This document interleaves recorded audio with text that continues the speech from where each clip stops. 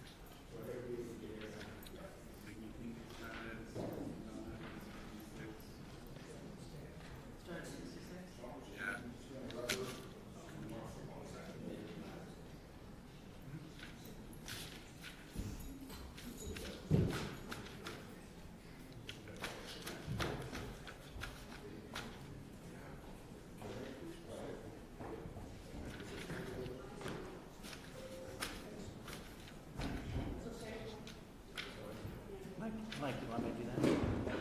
What? Want me to do No, I got it.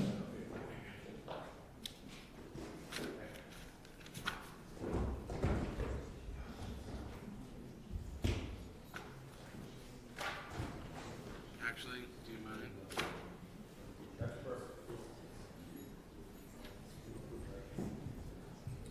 The stickers are preventing it from like.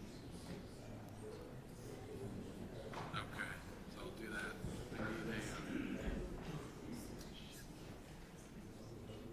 I'll figure it out. Yeah.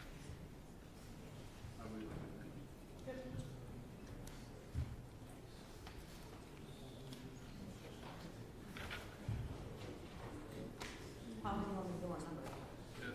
Just give me the next sheet. Yeah, that's good.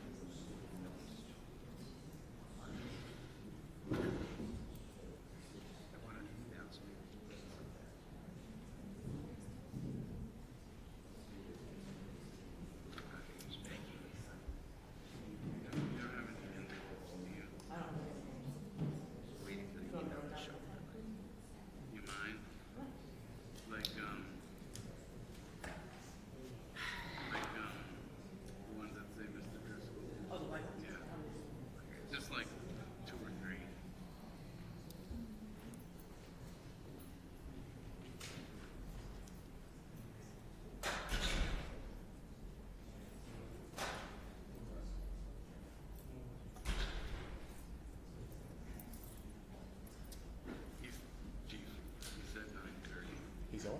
9:30. 9:30? Yeah. All right.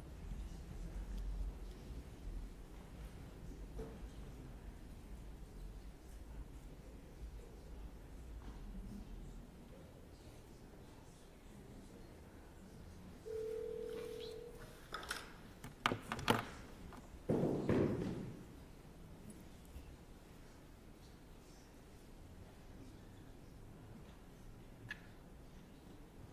The jury pool room is calling. Maybe they're looking for you.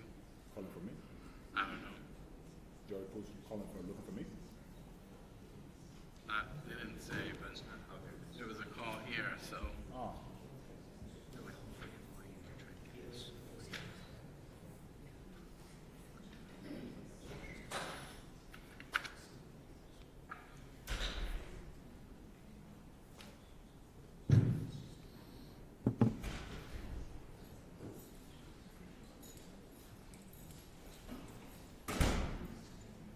At 9:30, yeah. Yeah.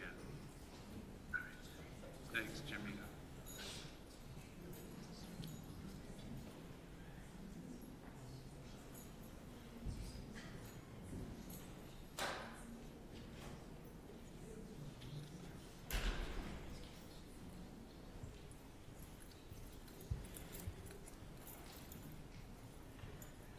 Thanks, Peggy.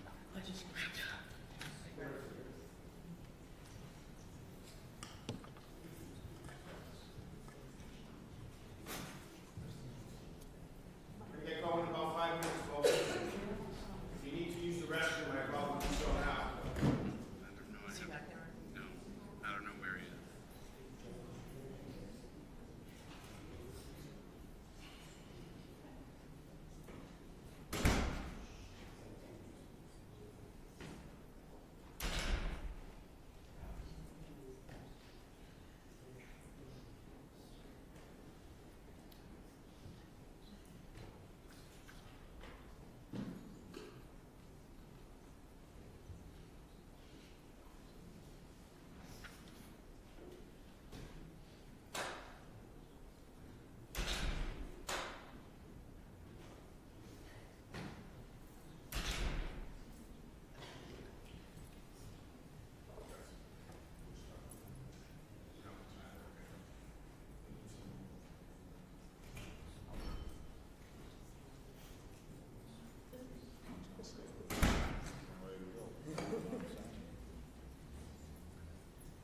That's like the first, punch of the button. Somebody comes in and they're not supposed to. All the butterflies. Why didn't the judges back there? No, that's just that's It was so nice. I'm like, oh. He saw the look on my face. I was like, oh, I'm sorry. Just get him out. He's like, come on, anytime. and somebody else.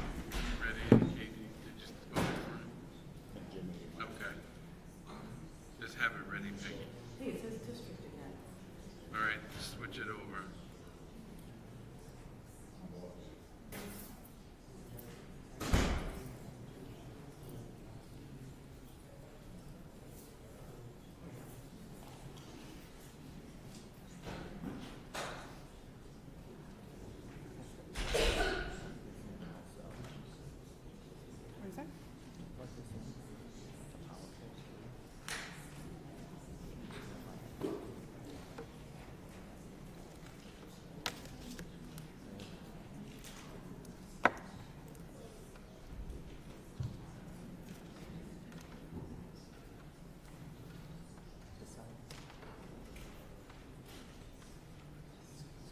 I think it's the same.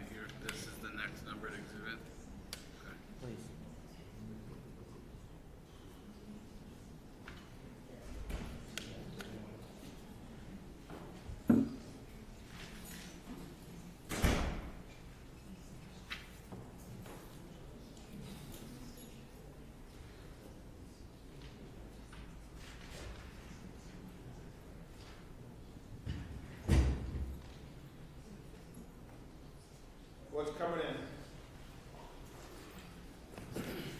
Short.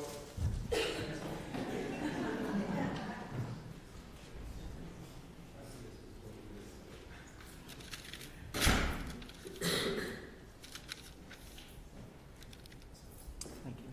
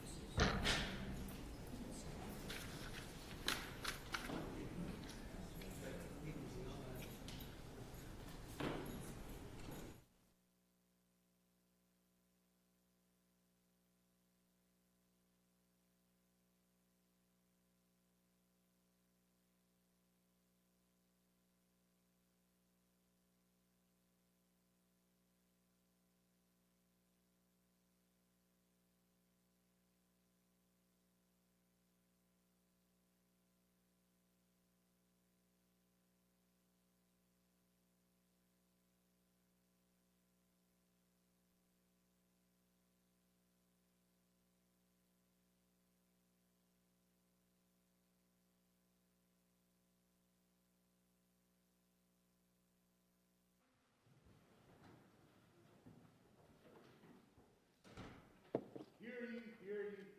All persons have been entered into before the Honorable Jeff Carter, Justice of the Superior Court, now sitting in Lawrence, then before the County of Essex. Draw near, give your attendance, and you shall be heard. God save the Commonwealth of Massachusetts. This most honorable court. The court is now open. Please be seated. Good morning, Your Honor. May I call the case? Yes. This is March 23rd, 2026, Courtroom 2, Lawrence Superior Court. The Honorable Justice Jeff Carr presiding. Calling the criminal matter of Commonwealth versus Kelsey Fitzsimmons, 2025, 77 CR 311, scheduled today for jury waive trial. Could counsel please identify themselves for the record? Good morning, Your Honor. James Gubitosi on behalf of the Commonwealth. Good morning. Good morning, Your Honor. Marina Moriarty, also for the Commonwealth. Good morning. Good morning, Your Honor. Martha Coakley for defendant Kelsey Fitzsimmons. Good morning. Good morning, Your Honor. Timothy Bradle for Kelsey Fitzsimmons, and with me is my paralegal Courtney Daley, which I thank you for allowing her to be at counsel table, Yes. and my client, Ms. Kelsey Fitzsimmons. Good morning, and good morning, Ms. Fitzsimmons. You may have a seat. Folks, before we formally start the trial, I just want to tell our media members and our audience a couple things. First, you probably all know that I issued an order early this morning about what is expected of our audience members and our media here in the courtroom. And I'd like to just emphasize 4 aspects of it.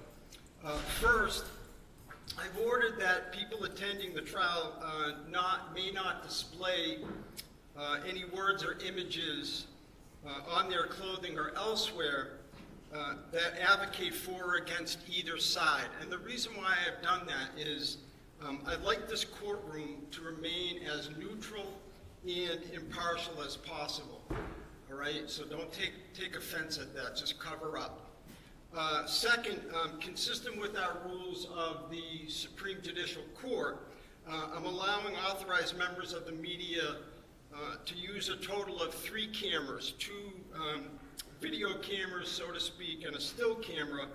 And my understanding is that the content will be shared among the media.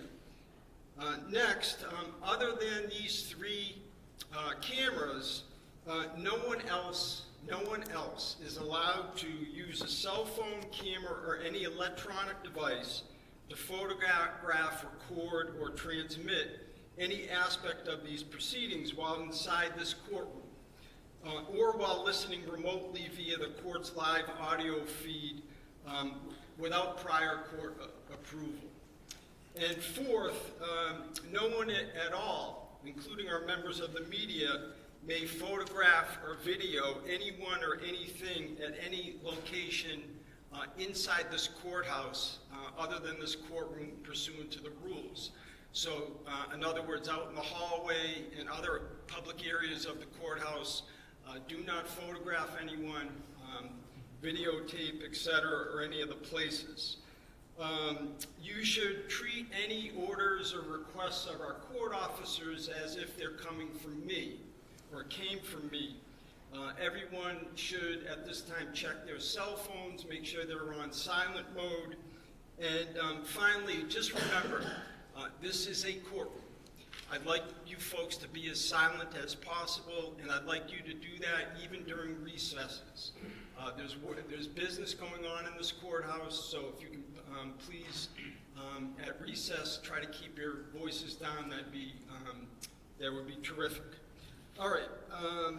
Now, counsel, just wanted to go over a couple of procedural things, expectations, I guess. So with a few exceptions, I think I mentioned this at the last hearing, with a few exceptions other than a pre-charge, I'd like to treat this trial as I would a jury trial. So in other words, using the same process, which would include openings, closings, obviously, but also a charge conference before I deliberate. If you folks have pre-marked exhibits, I thank you for that. Anytime you do that, that's great. It speeds things up. I'd like to have an opportunity to quickly look at the exhibit before it's either displayed in open court or handed to the witness, just so I can familiarize myself. Don't assume I've seen anything, because I haven't. Let's try to keep our sidebars to a minimum if we can. I'd like to have Ms. Fitzsimmons at each sidebar. Would be great. And also, you should know that at the end of the trial, after I deliberate, I intend to announce a public verdict. I intend to explain my reasons for the verdict. I intend to have a transcript of my reasons generated and filed in our public record. All right? With that, any preliminary matters that you folks want to go over? No? I have some preliminary matters. Okay. Oh, and you know what? And there's one of them may be paper. There was a motion for review, and I don't know if I still have it, but paper 88 maybe. Yeah. Okay. So on the motion for review, I'm going to take no action for now. I want to hear the evidence. I want to see the evidence. The Commonwealth didn't request one. I don't know if the Commonwealth will be objecting, but let me just see as the evidence comes in and whether I think it's necessary. All right. That's exactly my suggestion. That's Okay. what I was going to say, Your Honor. So that's fine. Thank you. Okay. And what else, Mr. Brado? Yes, Your Honor. The sequestration order. Yes. It's my understanding that there's several folks in here that are on the witness list, and there's also something I took note of, which is that there's several close family members of witnesses in the room that will be under the temptation to speak with their loved ones about what's going on in here. So I would ask the court to issue a order in open court to those people. You don't need to single anyone out, of course, but I'd ask the court to specifically address the notion that you cannot be a conduit to a witness and deliver information to them, even though you're not on the witness list. You're here and you're advised that you may not do so. You can't be a conduit to a violation of the sequestration order. Commonwealth, any thoughts on that? No, I have no problem. Okay. All right, as I told you folks at a prior hearing, I typically do not issue formal sequestration orders, but why don't I do this, given that it's been raised by the defense? I'll let the folks know, folks that are here and maybe folks that are listening remotely as well, that if you are on the witness list and you've been told that you may end up being called to testify, you should know that I have issued what's called the sequestration order. And what's most, I guess, pertinent for you to know is that you may not discuss any of your testimony or any testimony that you hear in court from another witness with anyone else on the witness list at all right? So get to know who's on the witness list, and you should know that you should not share that information. And I guess I can already see from Attorney Coakley that that wasn't perhaps broad enough because it didn't address one thing that Mr. Bradel heard. So all persons watching and listening to this trial should not share the testimony that they hear or see with folks that are on the witness list, folks that may be expected to be called as witnesses. Is that sufficient, Mr. Bradel? Thank you, Your Honor. All right, and that is an order that I've entered, okay? Please obey it. Anything else, Mr. Bradel? Your Honor, there's one issue that I'd like to put on the record regarding important statements that we don't have. And I will say that we're not requesting a continuance for it because we need to get this trial done. However, we've been trying to get some statements from the North Andover Police Department. And they're this. There was an outside agency that was employed called CIC that was run by Attorney Daniel Bennett. And Attorney Bennett did an investigation into the propriety of the actions of Officer Noonan, a witness in the case, and the person that shot Ms. Fitzsimmons. And we have a 80-something page report from them that has all sorts of excerpts of verbatim statements from several of the witnesses that are going to be called. And I did ask counsel for the Commonwealth to produce those statements of witnesses that were the product of the Bennett report, the Bennett investigation, the CIC investigation. And counsel, as he should have and did, asked the police department for those statements. The police department is apparently taking the position that they don't have custody of these statements that were retained by them and produced and paid for by them. And so they're telling the Commonwealth that they don't have them. I reached out to Mr. Bennett over the weekend, and he informed me that he would check with the police, and I haven't heard back from him just as of yet. So I wanted to just point up this issue on the record, Judge, that we don't have those statements. We are not asking for a continuance. We will forge ahead, but we want those statements. And can I just make sure that I understand? Are you saying so this outside entity, private entity, CIC, yes, sir, conducted some kind of an internal investigation of the shooting? Yes, they were retained by the NAPD. Okay, and you're saying that during CIC's investigation, first of all, CIC issued, you said, an 80-page report. Yes. You have that? I do. And it has excerpts from what's clearly a transcript or a recording of several witnesses' statements, okay, which I don't have.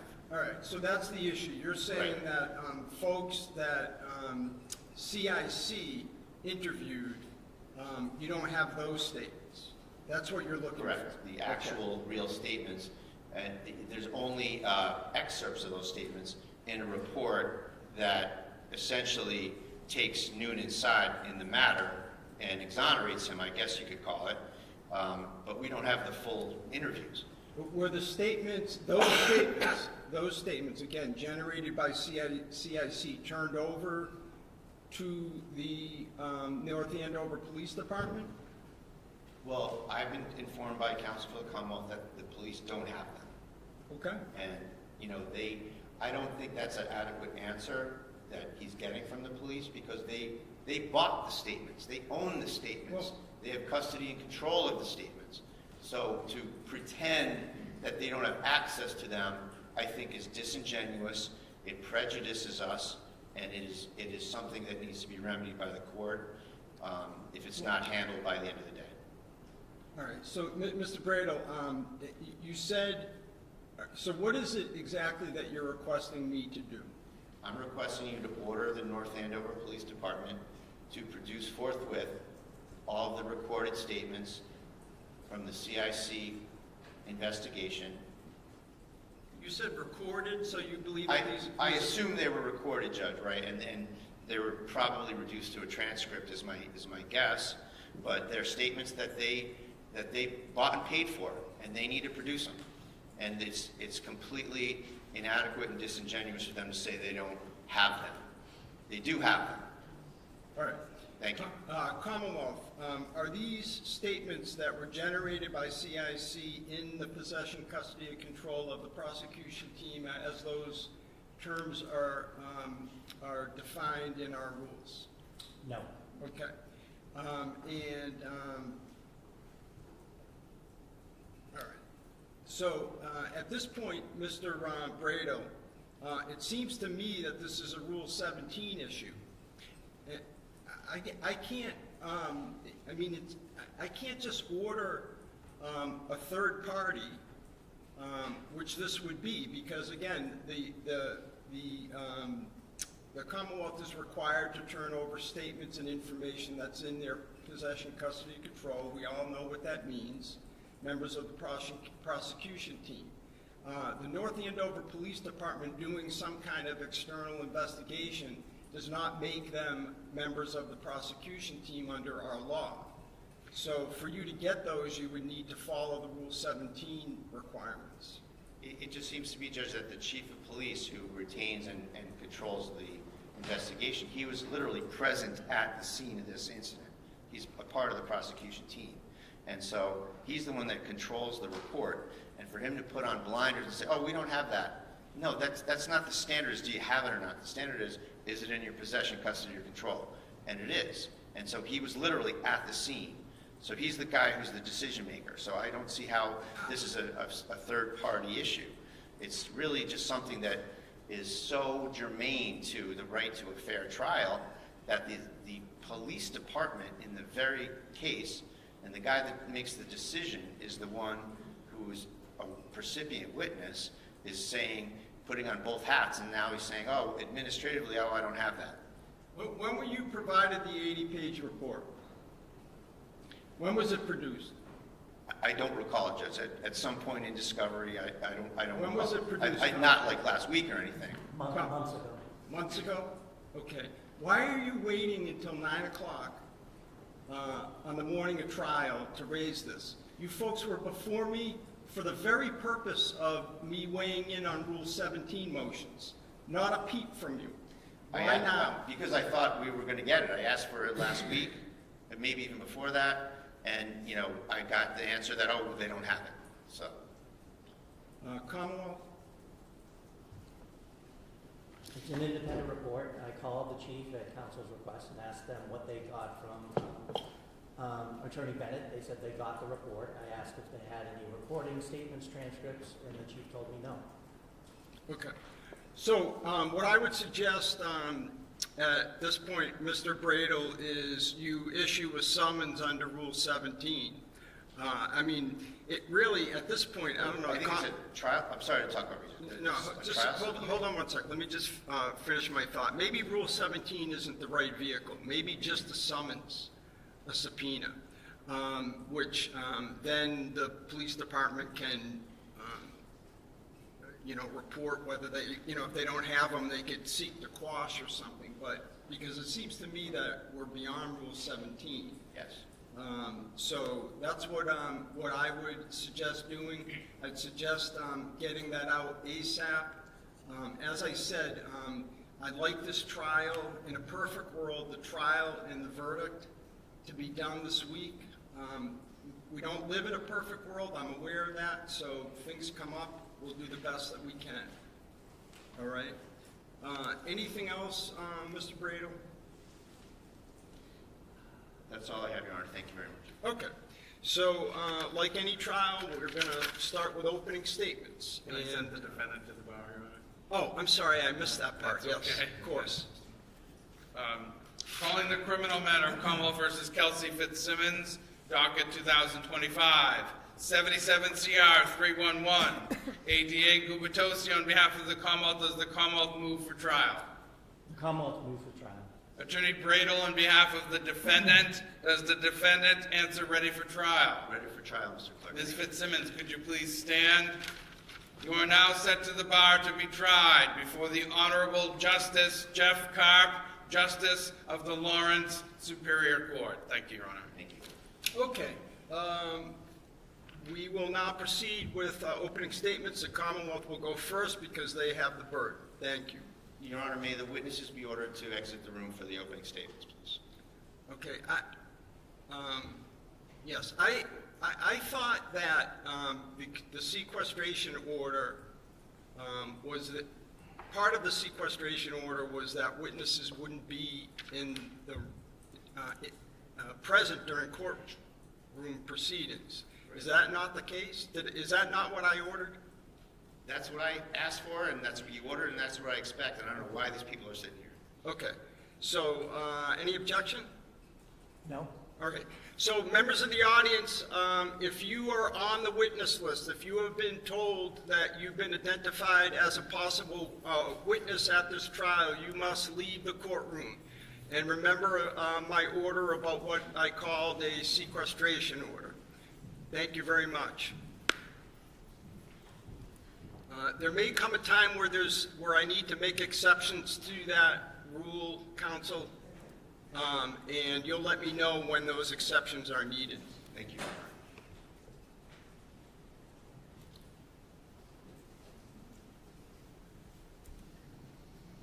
We'll just give everyone a moment to filter in and out.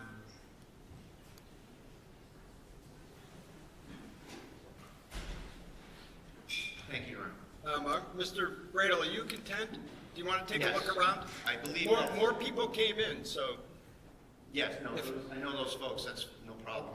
So I'll just say it again, folks that just came into the courtroom, if you've been told that you were on the witness list, you should not be in the courtroom during these proceedings. All right? Unless you're told otherwise. All right, thank you. With that, Commonwealth, I'll hear from you.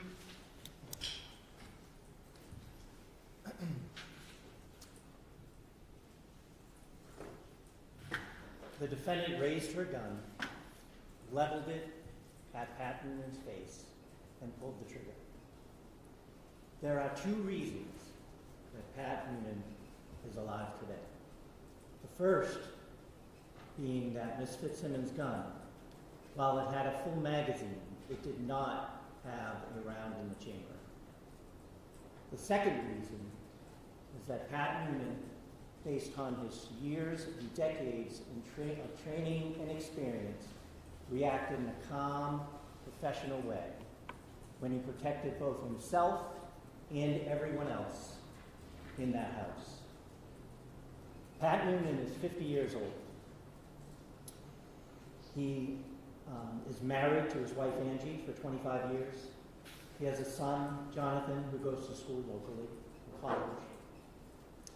He grew up in New York State at first and moved to Massachusetts to North Andover when he was 4 years old. He moved here with his father, his mother, his older sister. He went through the North Andover public school systems and eventually went to St. John's Prep, where he graduated from. He eventually spent a bit of time in college, but his real goal was to join the military, which he did. He joined the Air Force and went to boot camp out west. He eventually joined the security forces of the Air Force, where he was trained to secure nuclear weapons. He did that pretty much his whole time while he was in the Air Force. It was specialized training, weapons training, stress shooting training, defensive tactics training. His first assignment was on the ground in a Humvee. Later on, he joined another squadron and patrolled in a helicopter. He was honorably discharged from the Air Force, and he came back to North Andover. There, he worked security, armed security, at the Seabrook nuclear power plant. All the while, his goal being become a police officer, which he eventually did in North Andover. He worked in the North Andover police for years. It was his hometown police force. He joined the SWAT team, which is a specialized unit that deals with emergent violent situations, barricaded people, hostage situations, serving armed warrants and the like. It was during that time that they trained twice a month and 40 hours in a separate block a year. He did that for years at North Andover. He eventually transferred to the Lawrence Police Department. And he did that because he wanted to have a busier atmosphere. Lawrence is a lot busier than North Andover. He worked there for a number of years. Again, the SWAT team. He was a detective, had his specialized training. And back in 2024, he decided to make a switch and come full circle. He moved back to North Andover PD. Both because he wanted to end his career there where he started, but he also wanted to bring his training and experience to his hometown police force. That was one of the reasons that Lieutenant Daley, on June 30th of 2025, asked Pat Noonan to accompany him and Timothy Houston, another officer who was a military vet, to serve a restraining order on Kelsey Fitzsimmons. He knew Pat had the experience, the temperament, and was cool, calm, and collected no matter what happened. Kelsey Fitzsimmons was a police officer. She had been on leave, but she was a police officer on June 30th of 2025. Also on that day, her partner, her boyfriend, her fiance, Justin Allain, was concerned for his safety, for his 4-month-old child's safety that he shared with the defendant, and for Ms. Fitzsimmons' safety, specifically after events happened that weekend. And so we went to court, and he applied for and was granted a restraining order. The restraining order granted him custody of his 4-month-old son, ordered the defendant not to have any contact and to stay away from him, and also that she would be relieved of her weapons. She was a police officer, and she had a service weapon and 2 other guns that she had legally. Lieutenant Daley was at the PD when Mr. Allain came in. The restraining order was faxed in the court, and Lieutenant Daley called Officer Houston, and they got in touch with Officer Noonan to serve that restraining order. They had gone by the defendant's home, Officer Houston did, to see if she was there. Unusually, her car was not in her parking space. It wasn't at her home. Officer Houston, who had seen it there thousands of times as he had driven by, noticed that it was parked down the street at a school about 100 yards away or so. So they knew she was in the area. The 3 met at the school, decided on a plan, and went to the defendant's home. They met her at the door, and you'll see surveillance video from the home of that encounter as they come to the door. Ms. Fitzsimmons comes to the door holding her 4-month-old child. They go into the house. There's no surveillance system in the house other than in the basement. They explain to her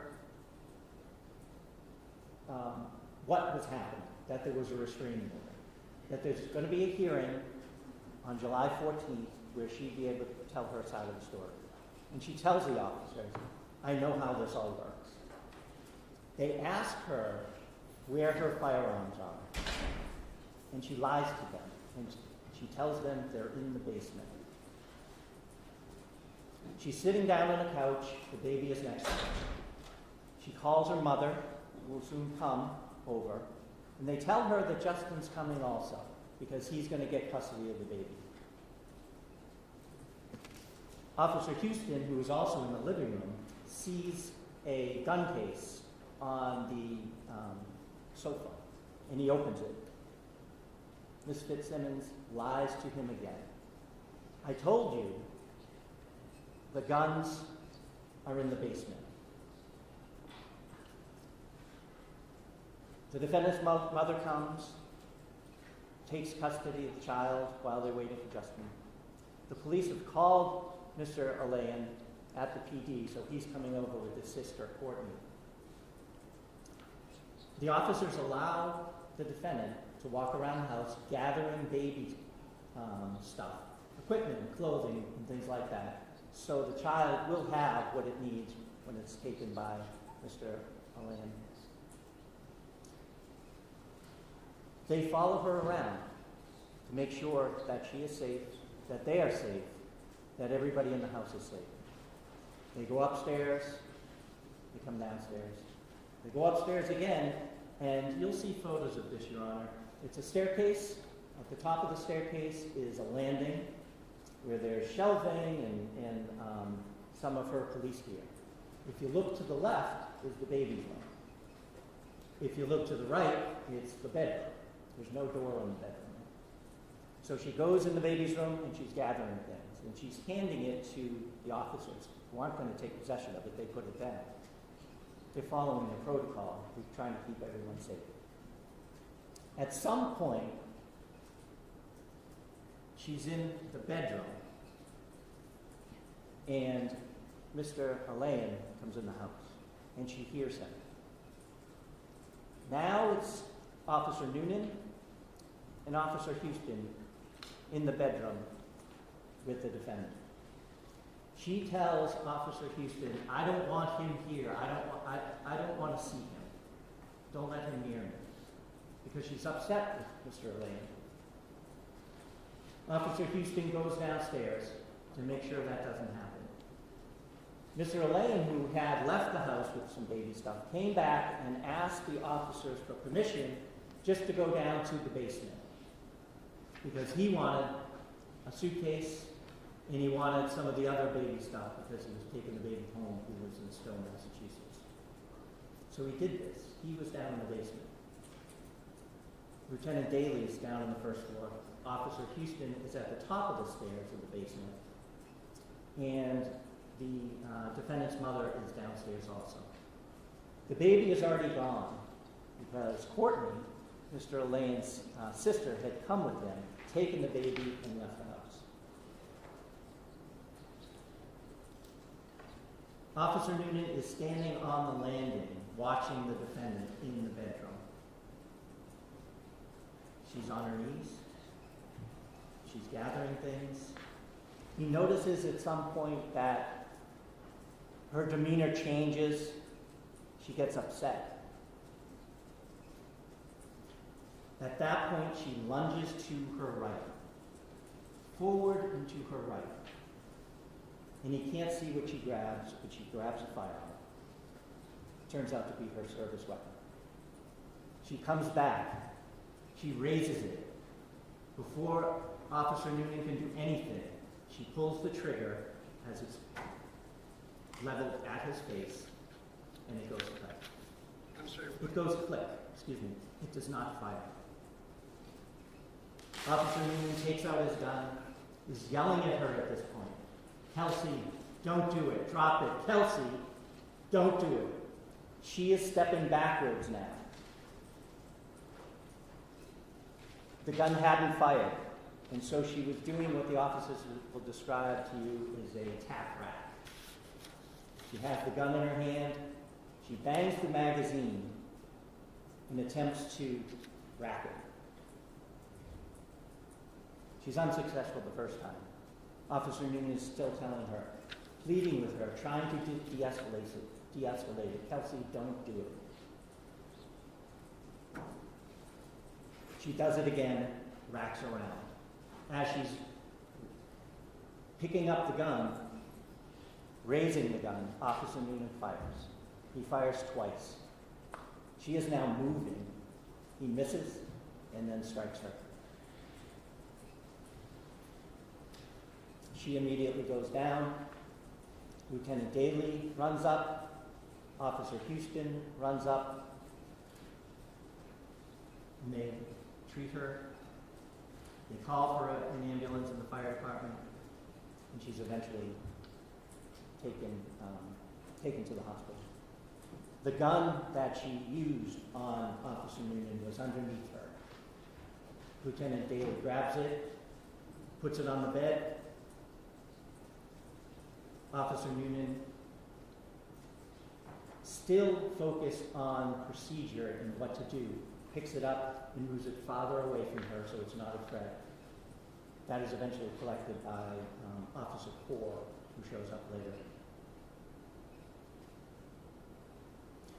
The credible evidence in this case, the only credible evidence in this case, I would suggest to you, Your Honor, will be that Kelsey Fitzsimmons raised the gun and pointed it at Officer Noonan. She pulled the trigger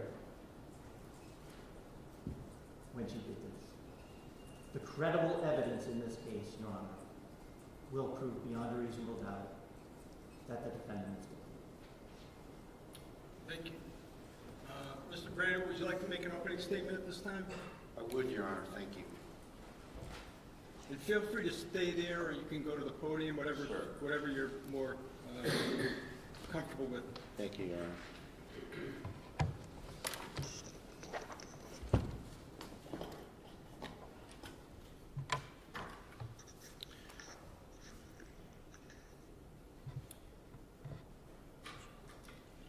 May it please the court. Yes, please. Counsel, ladies and gentlemen.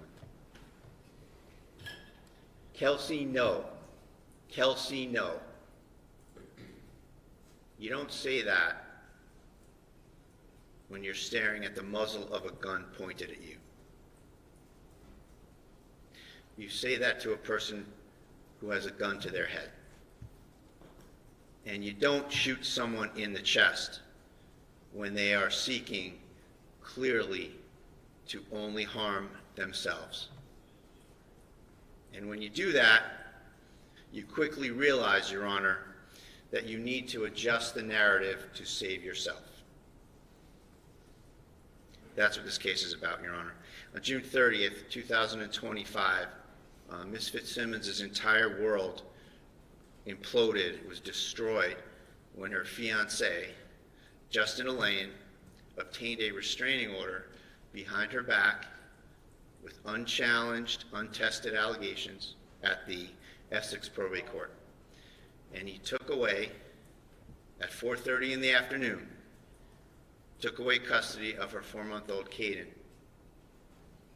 in an ex parte fashion. The North Andover police had to serve that order.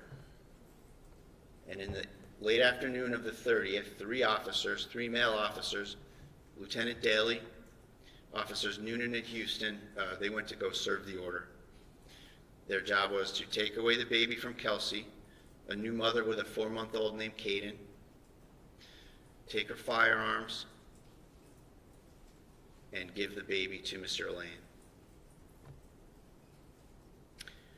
And that day, Your Honor, Kelsey stood in her house in humiliation in front of her police colleagues and friends.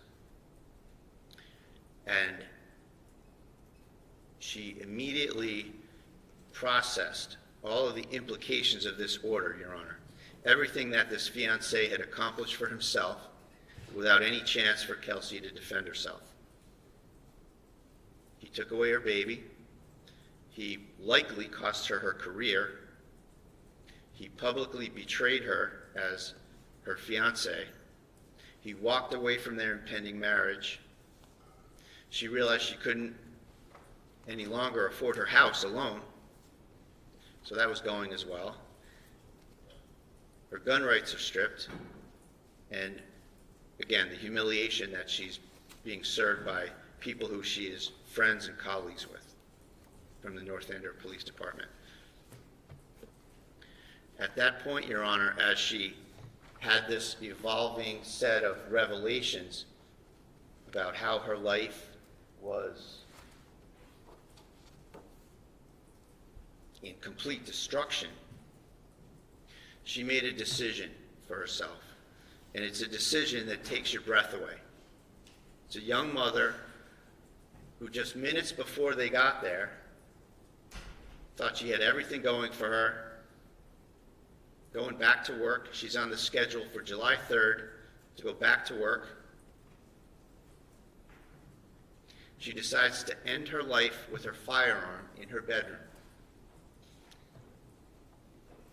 She knows her firearm is in her bedroom, and she tells the police something else. She tells them the guns are in the basement because she doesn't want to involve them. The idea of harming them, the evidence will show, is ludicrous. The evidence will show that she's trying to get them away from her, Your Honor. She tells them the guns are completely in another location in the home.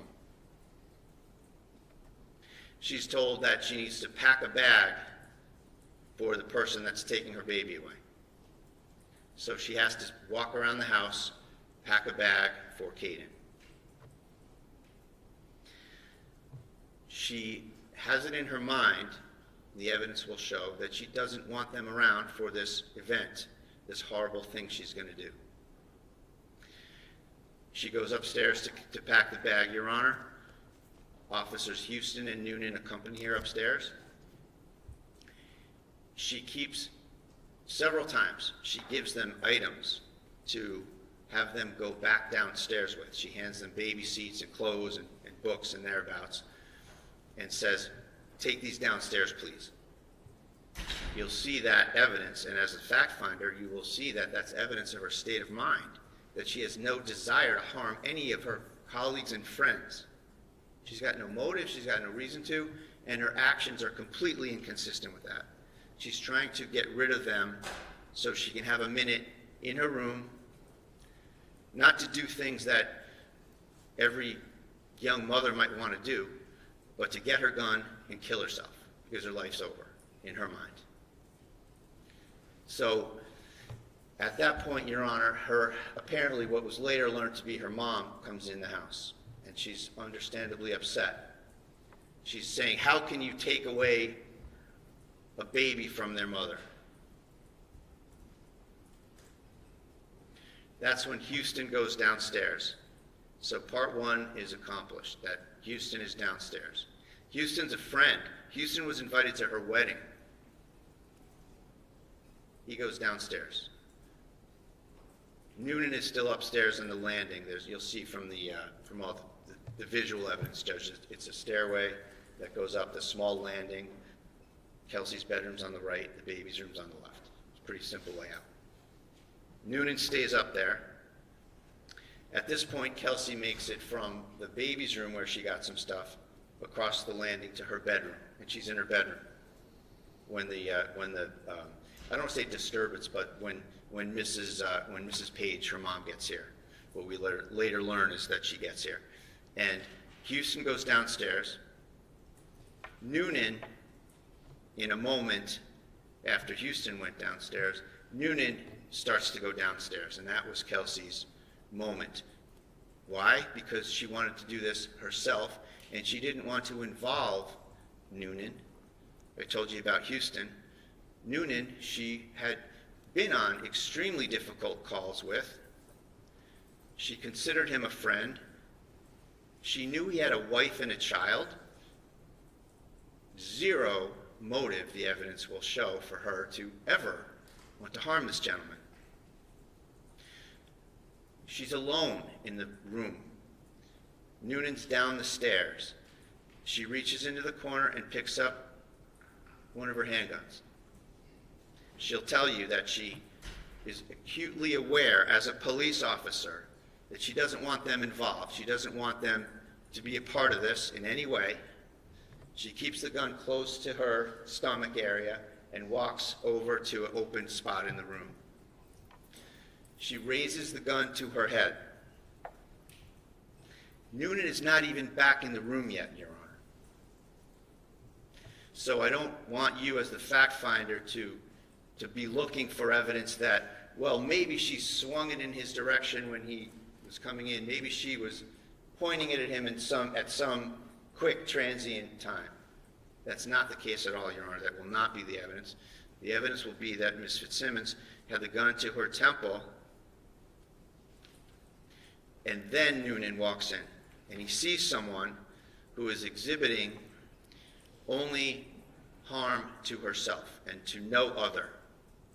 And we've discussed this pre-trial, and there'll be some evidence and discussion and cross-examination, Your Honor, about the Code of Mass Regulations that we discussed as it relates to, or doesn't relate to, Noonan's state of mind, Your Honor, that he's, as a firearms instructor and a SWAT team member and a former Lawrence police officer as well as North Andover, he knew or should have known that he was in trouble, that he was in violation of that CMR, the Code of Mass Regulation that I just mentioned.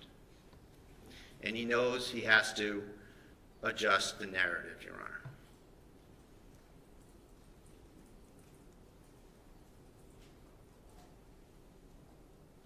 Getting back to the incident, Your Honor. Kelsey has the gun to her head. She's trying to steel herself. Noonan comes around the corner and sees it, and the evidence will show that he is not some super cool James Bond type law enforcement officer, that he has a look of panic on his face, and that he's flustered. And certainly no one's faulting him for that. But that's what he looked like, and that's what the evidence will show. And that's when the words, Kelsey, no, are uttered. No law enforcement officer, Judge, the evidence will show, in his right mind would bargain with someone who has their hand on the trigger and the muzzle in your face. The evidence here, Judge, will show that he was trying to tell her not to kill herself. The evidence will show that Kelsey never pointed a gun at him and that this was a mistake. It was a brain freeze. It was a mechanical thing. It was someone seeing a gun and shooting. How do we know this even more so? Besides the lack of motive and the utterances that he made. We know because of the location of the firearm, Your Honor. The firearm, when Kelsey was shot in the chest and went flying backwards and landed on her back, and Daley will tell you that she's on her back. The gun was under her leg. If Miss Fitzsimmons is pointing the gun at Noonan, and falls backwards, how does that gun swing around to get under her leg if she's pointing it the way Noonan says? The evidence will show that's not consistent with the laws of physics. It is, however, consistent with somebody holding the gun to their temple, so it's already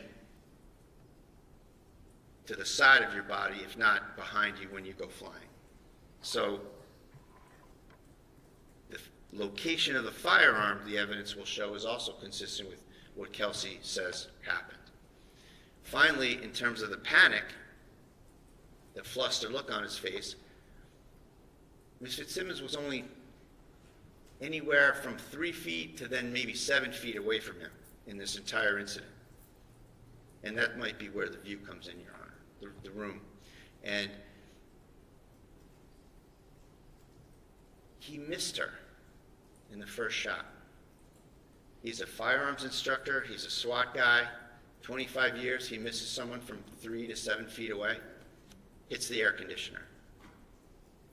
That's panic, Your Honor. That's not cool, calculated action.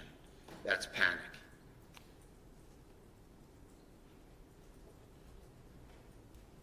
So Daley comes in. He goes over to Kelsey. He administers first aid. He rolls her to her side, sees the gun under her leg, behind her and under her. Your Honor is going to be the fact finder. You're going to consider all these things, the physical location of everything, the way things unfolded, the lack of a motive, what makes sense, what doesn't, what's doubtful. Anything that's doubtful is obviously not consistent with what the Commonwealth wants to have happen here. It's consistent with maintaining her presumption of innocence. Only 2 people were in that room. There were no body cameras. The police never interviewed Kelsey Fitzsimmons. They circled the wagons immediately, right at the scene. You'll see everybody treating Noonan like he's the victim. They circled the wagons immediately around Noonan. And everybody wants to defend Noonan in this situation. And no one even took a minute to think about whether Kelsey may have a different take on things, may have something different to say. Why? Why did they ignore Kelsey and circle around Noonan? Probably millions of reasons for the town. Millions of reasons. Ms. Fitzsimmons will tell you, Judge, she served orders herself. She served restraining orders. She's a delivery person. No one's going to be going after a police officer, no less someone that she knows, cares for, and has made repeated actions to get them out of the room. She will tell you, with some indignation, I suspect, that she would never point a firearm at a fellow law enforcement officer. So for all these reasons, Judge, as the fact finder, I request, I ask you, and I trust you to well and truly try the case, and I am confident that after the evidence is in, Your Honor will find Ms. Fitzsimmons not guilty. Thank you. All right, Commonwealth, you ready to proceed? Sean Daley, please. Sean Daley.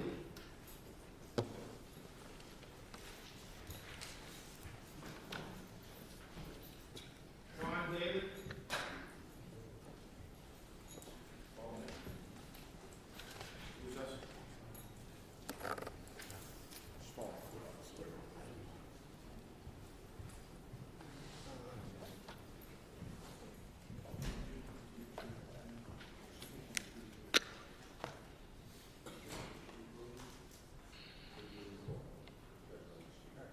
So first things first, why don't you swear the witness? We may need to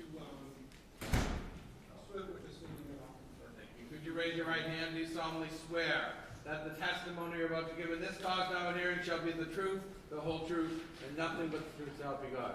I do. Thank you. Good morning, sir. How are you this morning? Excellent. Good. Folks, can you, I just need to speak with our assistant chief for a moment.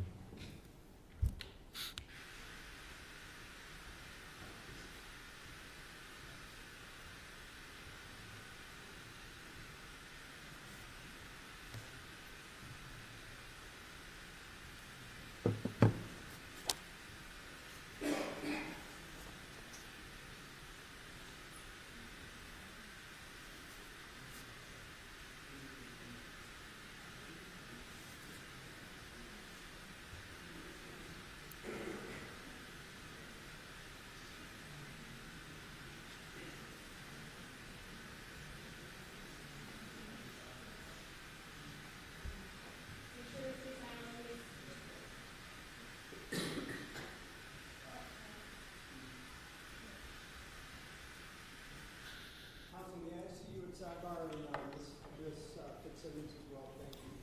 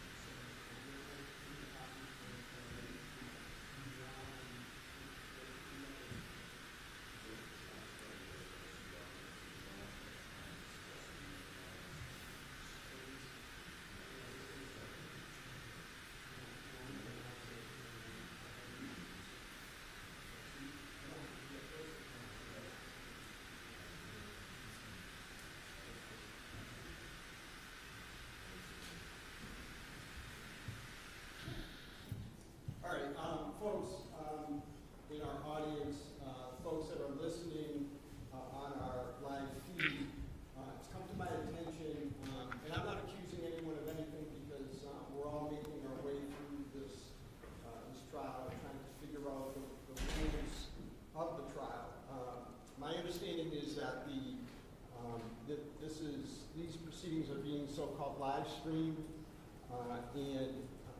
and obviously, or maybe not obvious, we also have a public phone line open that's court sanctioned that is broadcasting the audio of the trial. I want folks to know that those folks that are on the witness list may not watch the live stream, listen to the live stream, or listen to our court-sanctioned open telephone line of any of the court proceedings. The whole point of removing those folks from the courtroom is so that their testimony will be their own testimony, their own memory, and not that of other witnesses. All right, so I've instructed both sides to tell the folks that are here on their side of the witness list that they are not to watch the live stream, listen to the live stream while it is going on, listen to our open phone line. That also means that at the end of the day today, they're also, until they testify, they're also not to listen or watch any rebroadcast of those things. Again, we want a transparent, impartial, open trial that where folks are testifying based on their own memories. Okay? Thank you. And Commonwealth, you may proceed.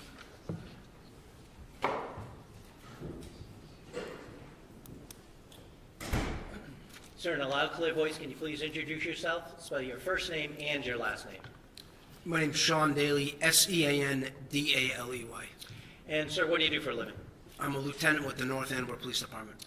How long have you been North Andover Police Department? 20 years. Officer? 20 years? Yeah. Can you tell us, bring us from the beginning of your career to present day? And you started as a patrolman? Yes, I started in 2003. I attended the police academy in 2003 with Boston College. I worked there till 2007. I was hired as a reserve in North Andover in 2005, so I was doing both jobs at that point in time. And then I left BC when I got the full-time job in North Andover. Okay, can you take us to your career path at North Andover? Yep. I was on patrol for maybe 6 months, and then I went into I filled in as the SRO at the school for about a year and a half. Then I was in detectives for about 9 years, 7.5 or so, I was assigned to a drug task force with the Drug Enforcement Administration. I got promoted to sergeant in 2016, and then lieutenant 2 years ago. So what is your role as a lieutenant now? I oversee the early night shift, the 4 to 12 shift. 4 to 12 shifts, okay. Now I'm going to turn your attention to June 30th of last year. Were you working on that day? I was. Okay. And at some point after your shift started, did you find yourself in the lobby? Yes. Okay. And did you meet anybody there? Yes. Okay. Can you tell us about that? Justin, a Yalian, and his sister came into the station, into the lobby. He had a copy of his restraining order. Okay. And did you know who he was in connection to the North Andover Police Department? Yes. Who was that? He's a firefighter in town. He was also Kelsey Fitzsimmons' fiance at the time. Okay. Kelsey Fitzsimmons, do you see her in the courtroom today? I do. Can you just point to her and describe something she's wearing, please? She's wearing a pink jacket. May the record reflect he has identified the defendant? Okay. And so what was her role as as far as the town goes? She was a police officer with North Andover. Do you know when she started? In 2024. Not exactly sure when, but yes. And what was her role when she started in the police department? She was a patrol officer. Was she a patrol officer back in June of 2025? Yes. Okay. Now, do you know if on June 30th of 2025 she was issued a service weapon? On June 30th? Yeah, did she have one? She did. Okay. Do you know if she had any other firearms that were registered to her? Yeah, I believe so, yes. Okay. According to the CGIS printout when we ran her prior to going over to serving it, I believe there were 2 other firearms that showed up. Okay, can you tell us a little bit about the basic procedure of what a restraining order is and what you do as a police officer when you get a copy to serve. A 209A order it's a court order issued by a judge. If somebody's, in imminent fear of harm, their safety, or there's been a pattern of abuse or whatever, they would go in front of a judge. They write out an affidavit describing what has taken place, where they would potentially be granted an order, and they go in front of a judge, and I believe there's questions asked. I've never actually been in the courtroom when they go to get it, but that's my belief. And a judge either grants it or denies it. So on June 30th of 2025, a judge ordered a restraining order to be served on Ms. Fitzsimmons, correct? Yes. Did you know, how did you guys get it? How did the PD get it? Do you remember? It comes through our email to the oic@napd.us. I'm sorry, I didn't hear that. Comes through? Our email system, through the courts. The court sends it to, I believe every police department's like that now. And you use some letters through the? OIC@napd.us, short for officer in charge. Officer in charge? Yeah. Okay. And all the supervisors get it. Okay. So you got it? Yes. Okay. Did you know that Ms. Fitzsimmons had a small child? Yes. Were you able to review the contents of the restraining order itself? Not the affidavit, but what the court ordered? Yes. Okay, so what was the court ordering? She was to have no contact with Justin, the alien, or the child. She couldn't go within 100 yards of the residence in another town, I believe where his parents live. She had to surrender her firearms license to carry. Could have no contact with him. As a result of getting that order, were you yourself going to serve it? Yes. Were you going to bring anybody else? Yes. Okay, did you make a decision as to who to bring? Yes. Why? Based on their experiences, the way they've performed in the past, they're both calm, cool, and collected. And they've demonstrated that throughout their careers. Okay, and who are we talking about? Patrick Noonan and Timothy Houston. What did you do to get in contact with them? I called Tim Houston on the phone. I asked him to drive by Kelsey Fitzsimmons' residence to see if the vehicle was there. He drove by. The vehicle was parked away from the house by the Atkinson School over in the corner of the parking lot. He saw the car, and then I asked him to call Pat Noonan or get in touch with Pat Noonan, and I would meet them over at the Early Childhood Center. From that point, you could still see her car where he was situated, but she wouldn't have been able to see the cruisers. Okay, and so you did that? Yes. Did you make your way over to the meetup spot? I did. And who was there when you got there? Patrick Noonan and Timothy Houston. Did you formulate a plan as to how you were going to serve the order? Yes. Okay, and what was that? So I explained the order to both of them, let them know exactly what we were there to do, explained that we had to deal with the custody of the child or the exchange also, and that she had firearms in the house, we were going to have to seize those. Did you make a plan with Justin Alayan concerning the child? Yes. What was that? I took his phone number. Before I left, I told him to stay in the lobby of the police department until I called him. When I called him, he'd come over to pick up the child. Did you make your way over to the residence? Yes. And what was that address? Do you remember? No. No problem. How did you get there? It's Phillips Brooks Road. I'm not sure of the number. Was it 125 maybe? That sounds familiar, yes. I'm sorry, what road? Phillips Brooks. Is that 2 words? Yes. Thank you. How did you get there from where you originally met up with Noonan and Houston? We drove. Okay. Where'd you park? We parked in the school parking lot, which if you were looking at her house, it would be over on like the right side of the house. There's some trees and fencing there. We parked right over there. And did you walk over? We did. All 3 of you? Yes. Tell us what happened when you got to the house. We walked up to the house. I believe I rang the bell and I knocked on the door, and she came out holding the baby. And when you say she, Kelsey Fitzsimmons came out holding the baby. and so can you tell us about your initial interaction with her? Kelsey opened the door. I told her that we had paid documentation for her, and if we could come in, and she let us come in. Did you tell her what the documentation was originally? At the door? Yes. Okay. So where did you go in the house? So when you walk in that door, it's like an enclosed front porch area. We walked into there, then the front door, the main part of the house is there. We entered that, and, if you go to the left there, it's like a living room. We went into that room. Okay. Did you direct her to go anywhere when you got into that room? Yes, so I asked her to put the baby in, there was like a little bouncy rocker next to the couch, and I asked her to have a seat on the couch. Why did you ask her to put the child down? Justin had told us that he had concerns, Justin the alien told us that he had concerns that she would potentially harm the baby, us, or anyone else. I didn't want her to do anything or be able to do anything with the child. Did she sit down?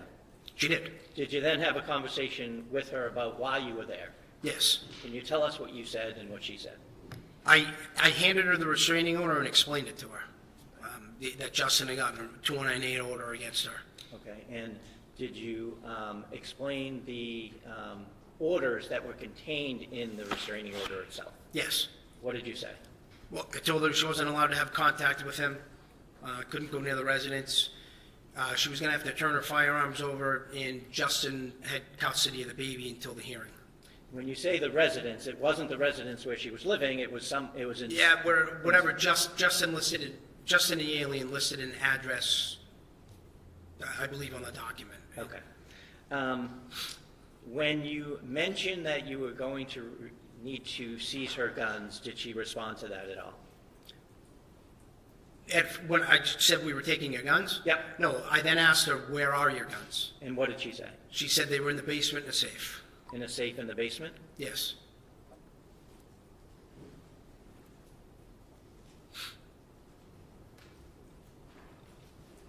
Did you say anything about a return court date that she would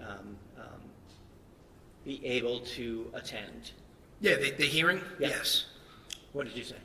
Whatever the date was I believe it was like 12 or so days later. Okay. Did she respond to that at all when you said that? No. Do you know, as part of being a lieutenant at the North Andover Police Department and being a superior officer to Ms. Fitzsimmons, has she had occasion, if you know, to serve restraining orders herself in the past? Yes. She has? Yes. Well, what happened after you explained it to her and she told you her guns were in the basement? Well, then I explained that I was going to contact Justin to come over to pick up the baby. Okay. Did she say anything, if you remember, in response to that? To what? I'm sorry, repeat it? Sure. You had told her that Justin was coming to the house to get the baby, correct? Yes. Did she say anything in response to that? No, she didn't have she said she was agreeable to it. Okay. Did she use her phone at all? She called her mother on her cell phone. What happened next? Sorry to interrupt, Nora, excuse me, just, Ms. Fitzsimmons is the defendant here, and she cannot see the witness. Oh. Can she kind of move over here, Judge? Yeah, absolutely, yeah. I want her to be able to see. Yeah, of course, no, absolutely. You can move,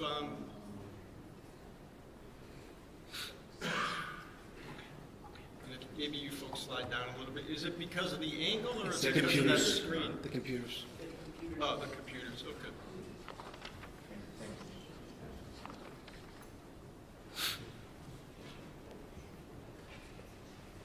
So it's, Ms. Fitzsimmons, it's important that you and all counsel are able to see everything, okay? Thank you. Can you see? Yes, I can. Can't see, you may have to sit 2 rows back there. I don't think that there's much that we can do about it.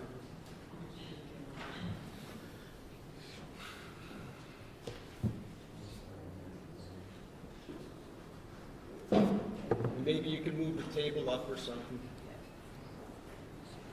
No worries.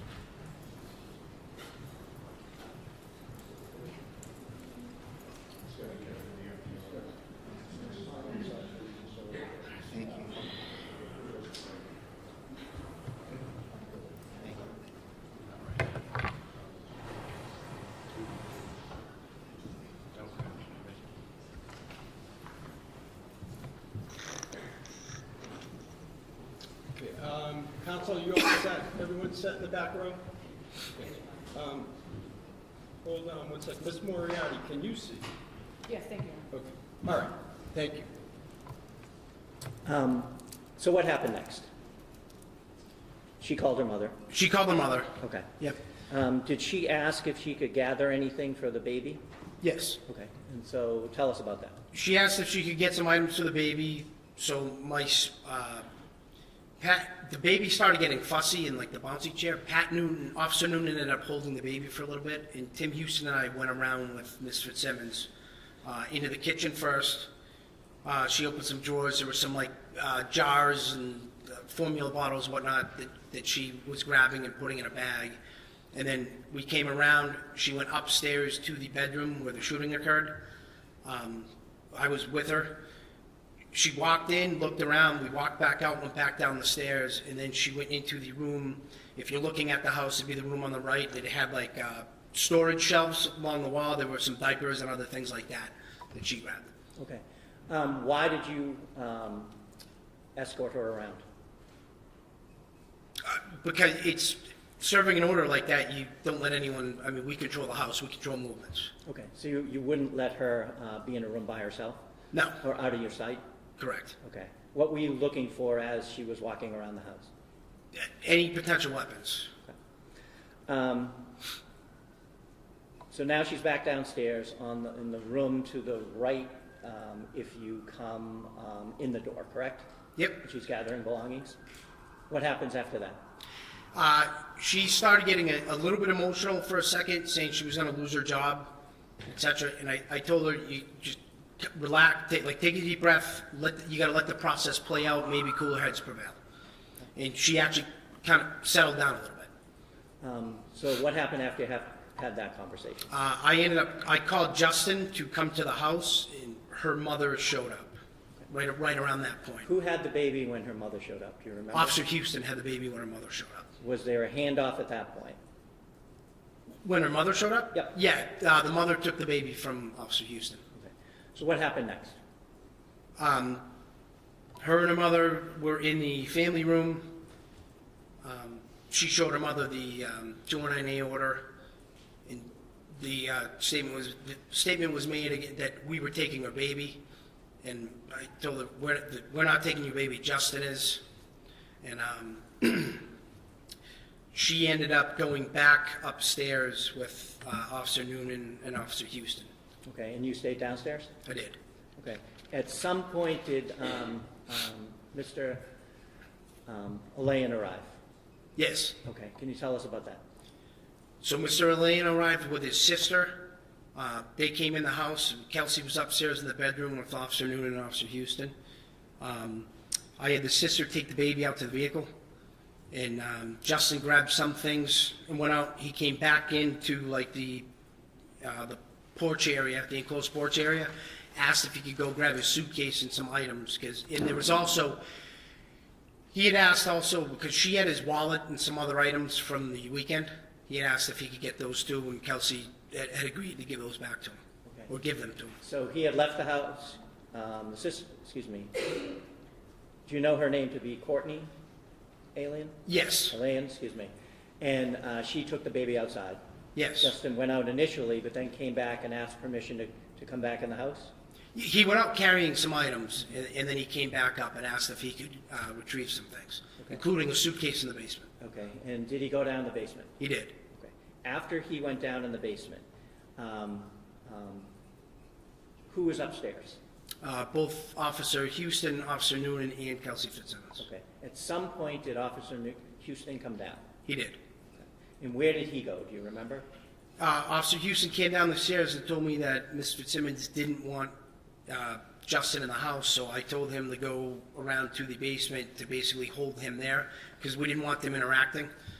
So Officer Houston was going to hold Justin the alien at the door over there, which is around the backside off the kitchen.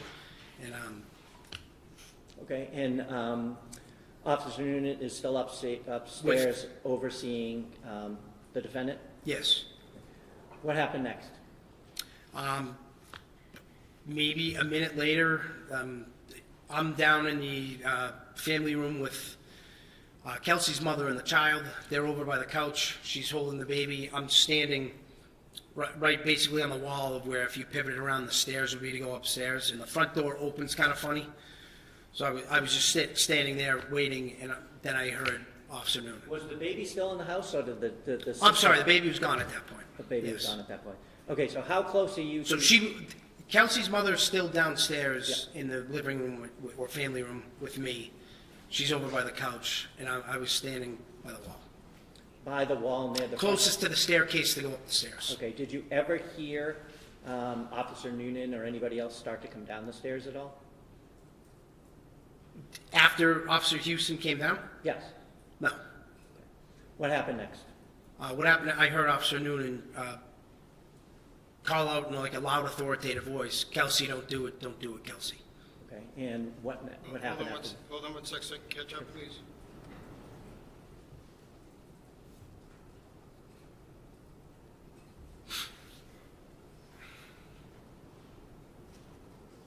Well said, thank you. Did you hear anything after that? Gunshots. How many of you remember? 2. Coming from upstairs? Yes. So where did you go after that, when you heard that? So when I heard Officer Noonan call out, "Kelsey, don't do it, Kelsey," I pivoted, looked up the stairs, and started running up the stairs. When did you hear the gunshots? While I was moving up the stairs. Officer Noonan, was he at the top of the landing? He was at the top of the landing in the frame of basically standing at the frame of the bedroom door. Okay. What did you do when you got to the top of the stairs? I looked in the room. And what did you see? Miss Fitzsimmons was laying down. She was on the floor. If you look at the room, she was from the doorway. She was on the opposite side of the room, head closest to the wall, feet closest to us. And she appeared to be injured? Yes. So what did you do as a result of that? I immediately went into the room, got up there. When I got up to her, I could see the gun was, she had a firearm down by her left leg. So I picked the gun up, put it on the bed. I'm between her and the bed, and then we started dealing with it, like rendering it. Where was Officer Noonan at this point? In the bedroom. Did you have your gun out? No. Did he have his gun out? Yes. Okay. Do you know what happened to the gun on the bed? The gun on the bed, at some point when I was trying to wrap gauze around her, Officer Noonan picked it up and I believe he handed it to Officer Core. Okay. Sorry, Officer who? Noonan handed it to Officer Core, C-O-R-R. Did you, can you describe the injuries that you saw? Yeah, so she had a gunshot wound to her chest, or lower, between the abdomen and the chest, like right below like the breastplate. And when I rolled her over to her side, I could see in the back it would appear to be an exit wound. Were the other first responders called? Yes. Who called them, do you remember? I got on the radio basically pretty fast saying that we had shots fired, female down, and we need medics or something to that effect. And I believe other people also were on the air. Was the defendant saying anything when you got in the room? When I got into the room originally, when she's on the ground? Yes. Yeah, she kept saying, "I'm sorry and I want to die."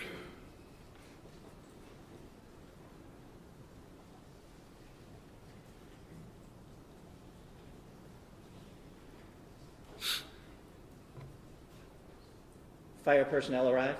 Yes, They take her away? they did. Okay. What did you do with the scene, if anything, at that point?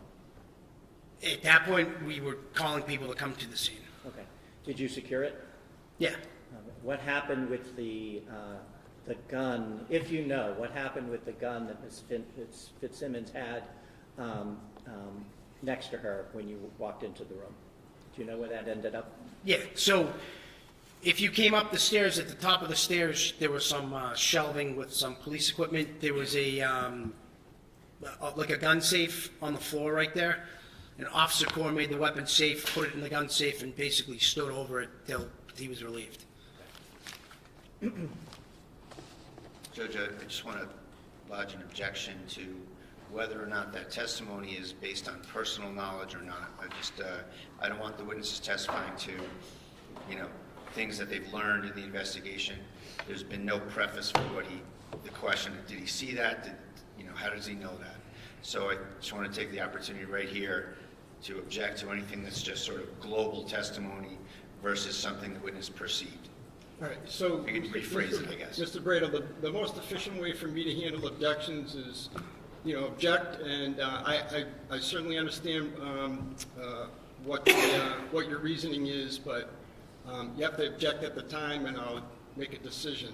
Are you moving to strike anything? I am moving to strike and asking for a rephrase to whether or not the question is based on personal knowledge. Okay, and not your fault, my fault, but what are you moving to strike?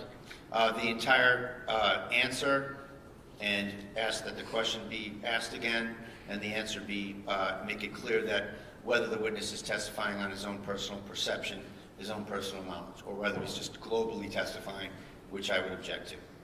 All right, so are you talking about the testimony related to the securing of the scene? What Core did, yes, Your Honor. What Core What did? Officer Core did, correct.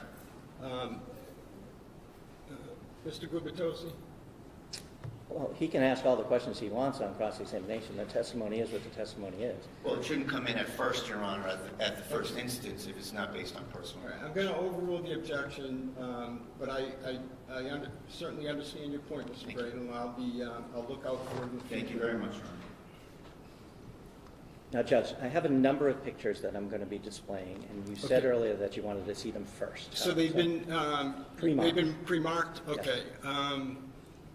Well, no, you're going to display them there. Yeah, that's fine. Yes. Just but let's just make a record of what's been pre-marked, if you could, Mr. Ruane. Yes, Your Honor. The parties agreed to pre-mark Exhibits 1 through 72, which are all photographs, and then Exhibit 73, which is a thumb drive in an envelope. So the I'm sorry, next- I didn't hear you. 73 was what? A thumb drive in Yeah. an envelope? In an envelope? Yes. Okay. The next numbered exhibit would be 74. Okay. And counsel, I want to commend you folks for getting together and having those pre-marked. It definitely speeds things up. And those are agreed to. Your Honor. Okay.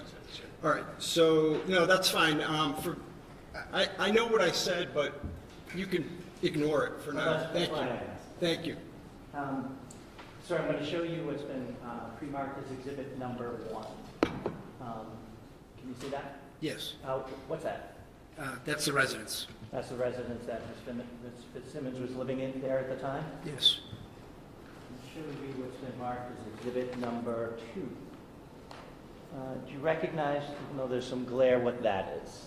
So that would be if you're looking at the house, I think that's the school in the background there. So is this the school over here that you were talking about? Yeah, it's tough to see, but I believe that's the school. Any way to do something about is that the way the photo is? It's like that too. I'll pass it up to Your Honor. That looks like the fencing that runs between the school and the May I house. approach you? Yeah, Mr. Roy, can I just see that real quick?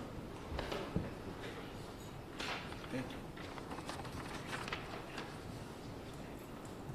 Okay, I get it. So, did you want to take another look? No, actually, I can see it better with this one. Yeah, that's the, basically to the right of the house. And that's the school that you were talking about? Yes, That's where her car was parked, back that way? yes. Was there anything in the driveway at the time that you got there that would have prevented someone from parking in the driveway of the house? Not that I recall, no. I'll show you what's been marked as exhibit number 4. Did you recognize that? Yes, it's the residence. Number 7. That's the main, the door to come into the house.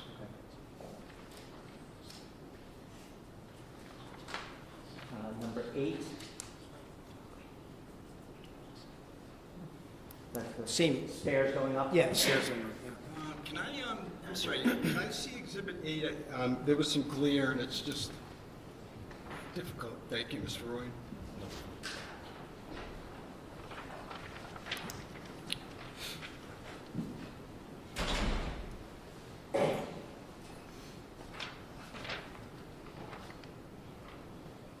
So were these photos taken that night? I guess I'll ask you, do you know, were these photos taken that night? Not by me, but yes, I believe they were taken that night. Okay, thank you. I'm showing you what's been marked as exhibit number 9. Do you recognize That's that? when you walk in that first door, it's like a enclosed porch. Exhibit number 10.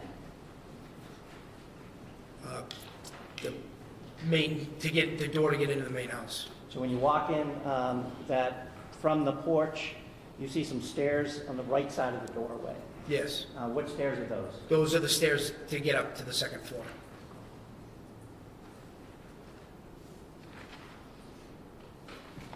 I'm going to show you exhibit number 13. You recognize what that is? Yes, that's the living room.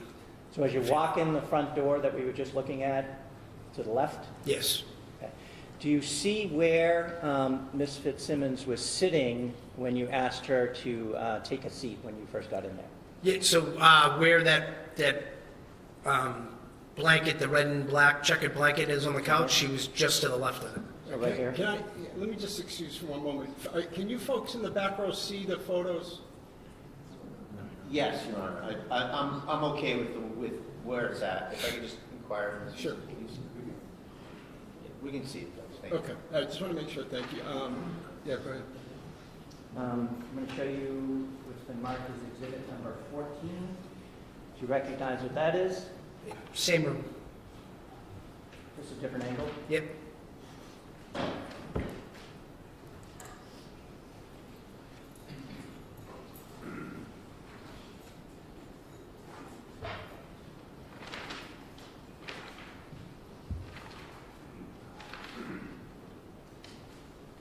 Show you what's been marked as exhibit number 22. Do you recognize what that is? Is that if you walk into the living room and you take a right, there's another room there that then leads to the kitchen? Does that make sense? Yes. Yeah.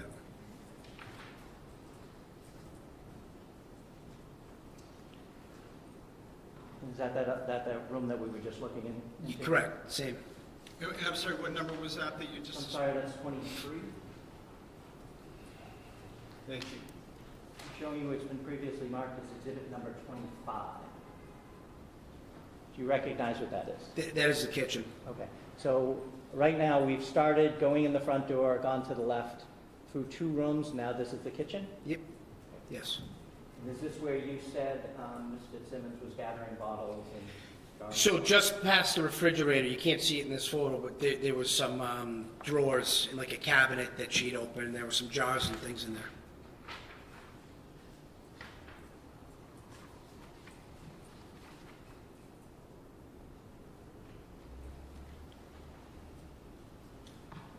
Do you recognize what that is? Yes, that same room, that's the cabinet where she retrieved some jars and maybe And formula. that's exhibit number 30. So that, when you say the same room, you mean the As kitchen? the kitchen. Yeah, part of the kitchen. Just different angle. I'm going to display, to clarify, number 29. That's as you walk into the kitchen, and to the in the photo, to the left of the photo is that the drawers that we were just talking about? Next to the refrigerator, yes. Yes.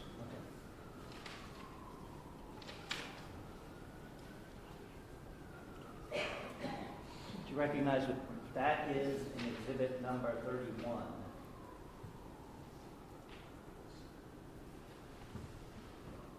No. Would that be the stairs down, going down to the basement?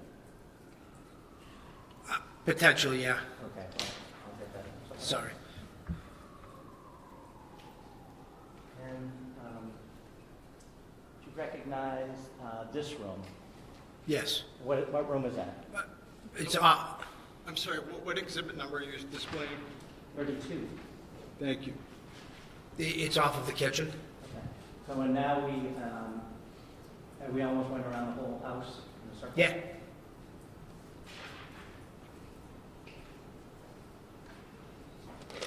And I'm showing you what's marked as exhibit number 33. You recognize what that is? Yes. Okay, what is that?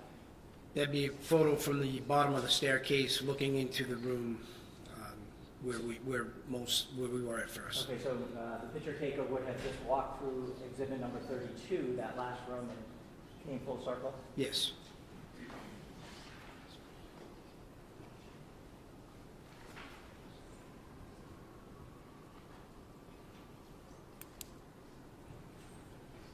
Show you what's been marked as exhibit number 35. You recognize what that is? Yes. And what is that? It's the staircase to go to the second floor. Number 36. You recognize what that is? Same staircase. Mr. Gubitosi, can I see that before you, because there's some, it's hard to see. Thank you.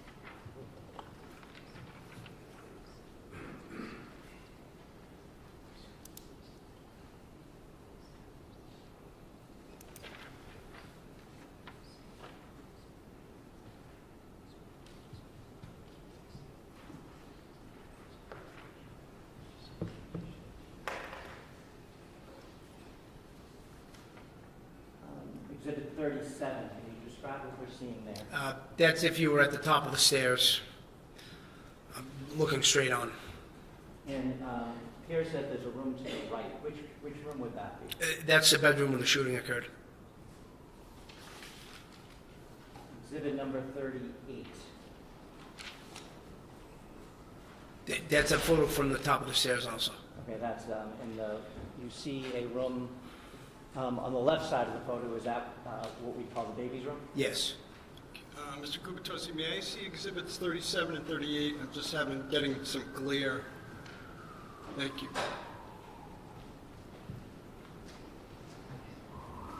Thank you.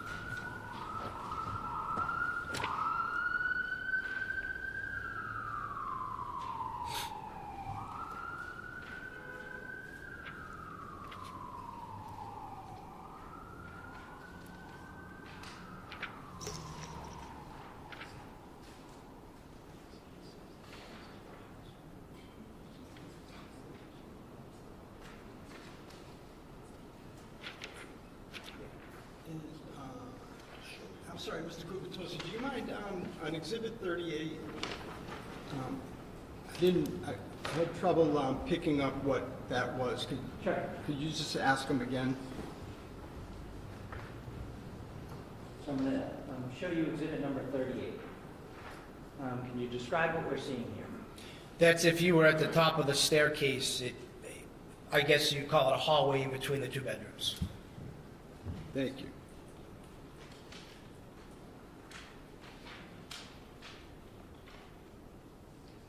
Exhibit number 40. That's the baby's room.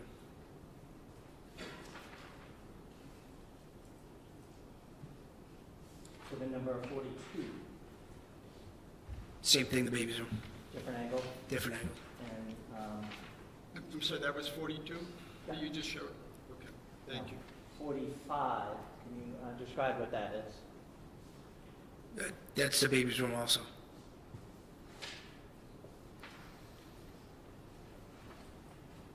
Exhibit number 46. You recognize what that is? Is that the baby's room looking out the door towards the landing? Yes.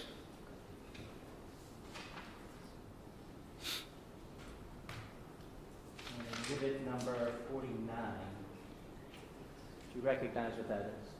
That's a picture from the hallway into the room where the shooting occurred. Into the bedroom? Correct. Now, you see a chair there inside the room. Do you remember, was that chair placed in that position when you first saw it, or was that moved at all by fire personnel, if you remember? I don't recall. Silly question, but I'm having trouble seeing the glare. Is that police tape? Yes. Okay. Judge, I'm just having trouble seeing it too. Maybe if we could just angle that this way Sure. just a little bit. It's hard to see it. Sure, no, you folks should see everything. That's fine, thank you. And can you still see? Yes. Okay. Exhibit number 50. It's a photo of the bedroom from the doorway. Exhibit number 51. Same, it's a photo of the bedroom from a different angle. So it shows the left as you walk into the room. Yes, it showed like the hard corner if you came in the room. Exhibit number 52. Same, it's the bedroom when the shooting occurred. Exhibit number 53. Same. Okay, now in this photo, you can see an air conditioner. You can see the bed on the right, correct? A bassinet on the left. Yes. When you came into the room, where was Miss Fitzsimmons? So she was just past the bed, like her head had pretty much, her head was by the wall where the air conditioning unit was, and her feet were angled out just to the left of the bed. Okay, so her head was Furthest from the door, so over here? probably a little to the left of that. Okay, and her feet were facing this way? Yes. So can I ask, so when you say that they were angled, the feet were angled out to the left, that you mean our left as we're looking at the photograph or her left? No, I'm sorry, our left is, we're looking at the photograph. So it would be her right if her head was towards the air conditioning. May I ask the witness to get that down in the personal screen just to... Yes.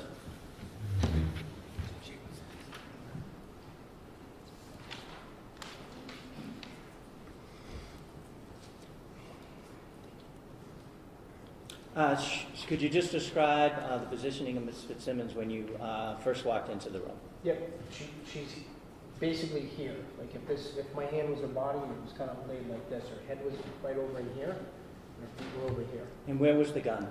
The gun was by her left leg. She was laying on her back. It was somewhere right in here.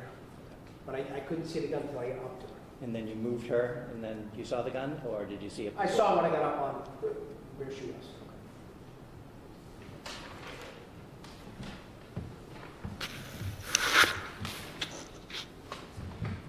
Show you what's been marked as exhibit number 55. Do you recognize what that is? Yes. It's the bed, same bedroom, and that's the area she was laying in. Right, it'd be like the bottom of the screen, Okay. or the And bottom of the photo. That's the opposite side of the bed. Yes.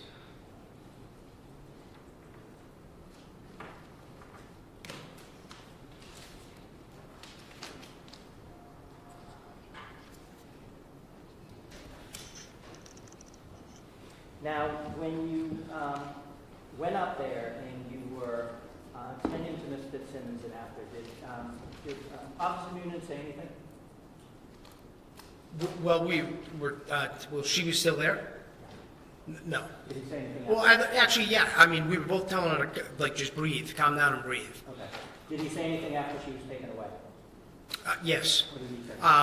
When we were basically in the hallway towards the baby's room when they'd taken Kelsey down the stairs, and I heard him say that she had pointed a gun at him. Objection, motion to strike. Sustained. What was his demeanor at that point? Officer Noonan's? Yes. I think he was sort of in shock a bit, like everybody. I mean, I think we were all clearly taken by surprise by what happened. And how long after you, after the shots were fired, did you have a conversation, without saying what it was, with Officer Noonan about what happened?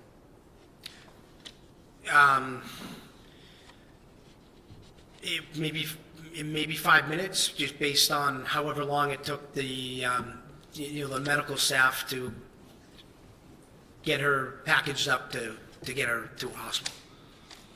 Your Honor, I would ask for a ruling on an excited utterance at this point.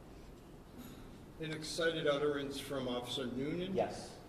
And Officer Noonan's going to testify? Yes. And counsel?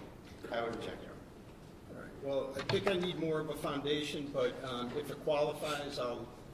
Now, you say that it was about five minutes after you heard the gunshots, right? That you had a conversation with him that he said something to you, correct? Yes, In the meantime, you both had been tending to her wounds, true? yes. And you said he was, seemed to be in shock, which is different than he normally was, when you talked to him at the station. Yeah, definitely. And how so? I think, like everybody else, I think he was overwhelmed and a little bit trying to process what just happened, or bewildered. Sustained. As to what, like everyone else, I just need to know what the officer appeared to you. What his demeanor, what was his emotional state, etc. I wouldn't say, he wasn't emotional, he appeared shaken a bit. I'd redo my request, Your Honor. Lack of foundation.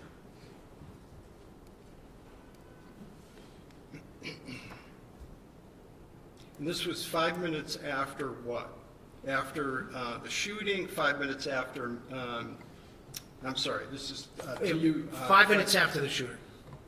So how long did it take for the fire department to remove Miss Fitzsimmons? I'm guessing around 5 minutes, it may have been quicker. Fire department was there that quickly? The fire department was there very quickly, yes. All right. I'll tell you what. This sounds like seems like a good time to take a break, our morning break. So, and I will rule on the objection when we get back. All right. So we will stand in recess, say, for 15 minutes. Will that work for everyone? Thank you. Okay. All right. Thank you. All rise, please.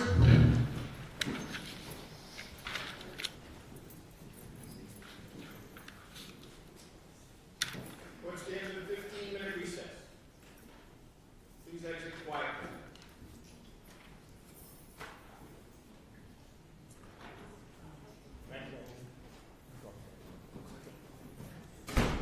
Be seated.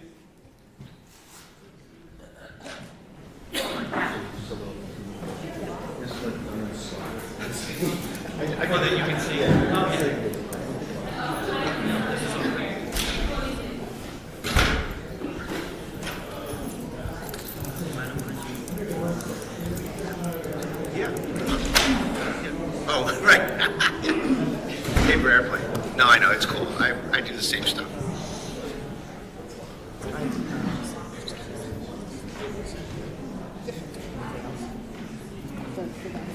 These are my keys.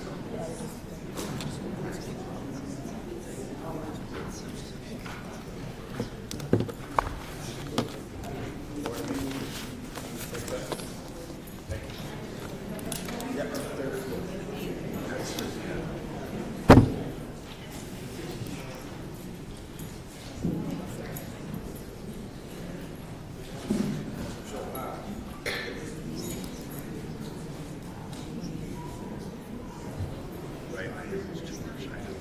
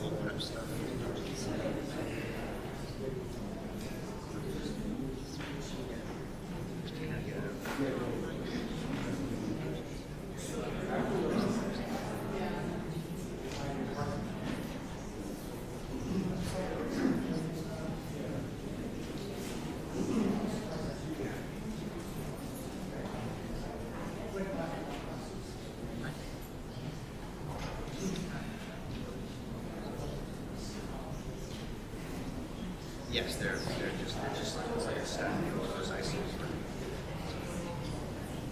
Yep, yeah, they're all. I think we did make it so I have cars that want to come in. Yeah. Yeah, I said it's thinking. So I think they took that to me now.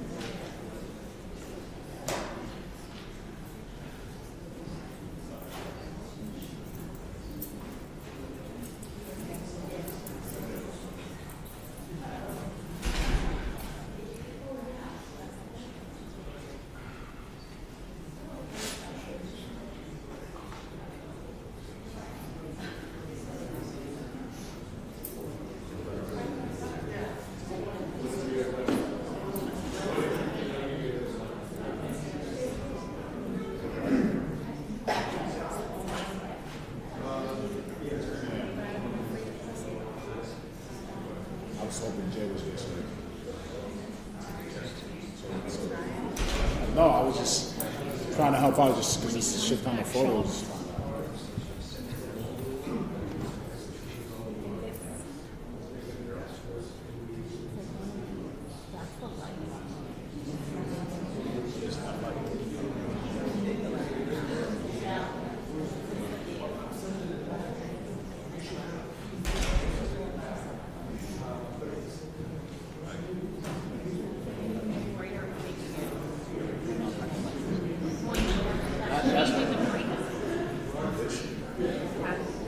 That's the light. The light is off.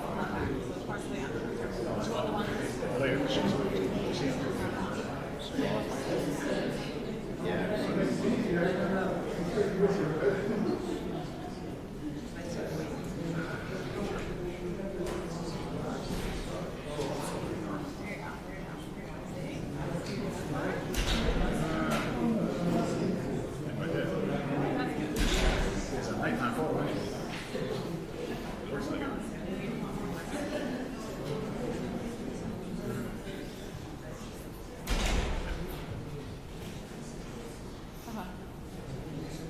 Just know the lights gonna turn on.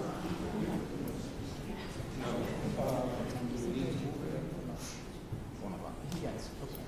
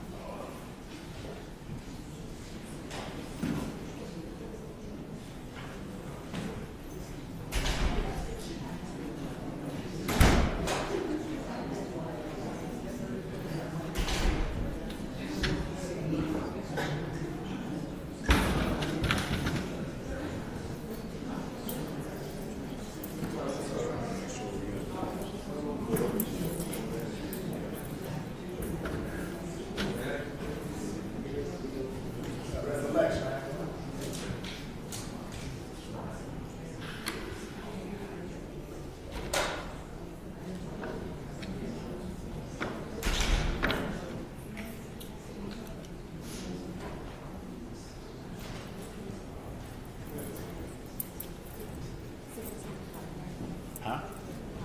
I'm not going to windows, yeah, I'm not even listening. I was waiting for it to go break. Just got a little steam in it. A little steam. Yeah, no. I'll be alright. We're short sleeping.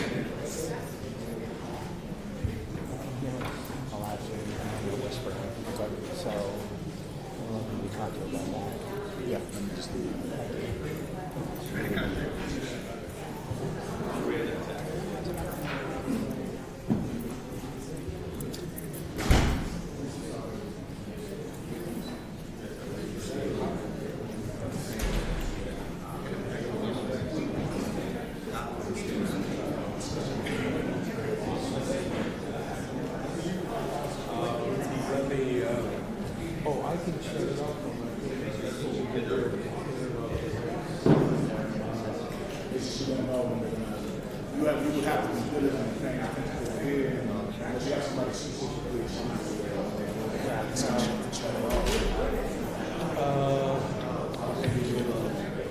I can, I'm picking up this speaker, that's what yeah, that's what I'm looking for. It would have to be on a different table. So this goes up to where? It goes to the camera direct. So the camera direct, Yeah. so the cord is already all attached, Yeah. and it goes all the way this way? Why is there something? They're being told that they can hear them whispering. I can't hear anything, but I guess we'll have to move it. Just because with this, at FDR, they can pause it. This Right. mic doesn't pick up anything now at this point. Right. Your mic, they can't shut off. Yeah, I shut it off there, but I don't mind moving it. It's just, I don't think we have.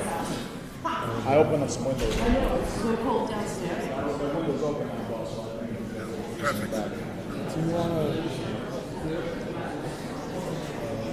Does this work?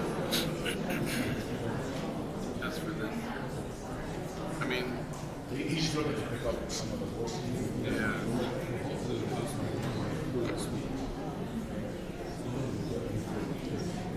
No, the judges, No, you can't put this. Same type of thing. This one you can't. The question is, like, do you I'm not sure, I haven't heard anything from what are you looking to do? he has this taped. But when they go and whisper, they have to go talk amongst themselves. They can't pause that. Yeah. And this quarter, that's I'm afraid if he wants to talk to me, that's going to pick it up too, you know. Let me think. How long is that? There is, but I don't know if it's coming. It's the same thing. Yeah. This one's protection. A little bit. Also,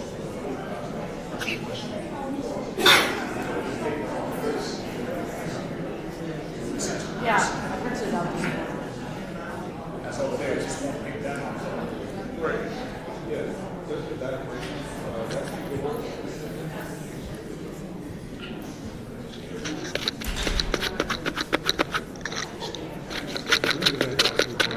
Me? You're the one I just want to hear what you're saying, that's all. I honestly haven't heard anything, but you got a call, you said, from the live stream? Or somebody? Oh, really? Somebody's really sitting there and listening. I didn't hear him. Yeah? Thank you. Yeah, no problem. Sorry about that. Appreciate it. This one right here. Let me. Do we have another cable? Maybe a shorter one, hopefully. You have a short one, right? I have a short one going to your mixer. And this is, it's going. That works. We're trying to work something with the lighting.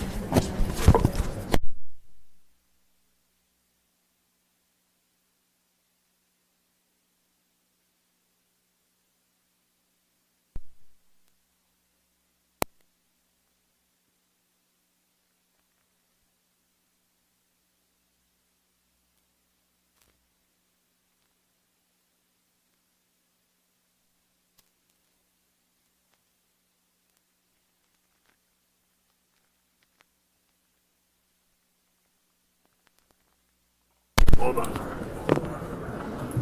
You're gonna pull it. You're gonna pull that way. Do I have all the way to here?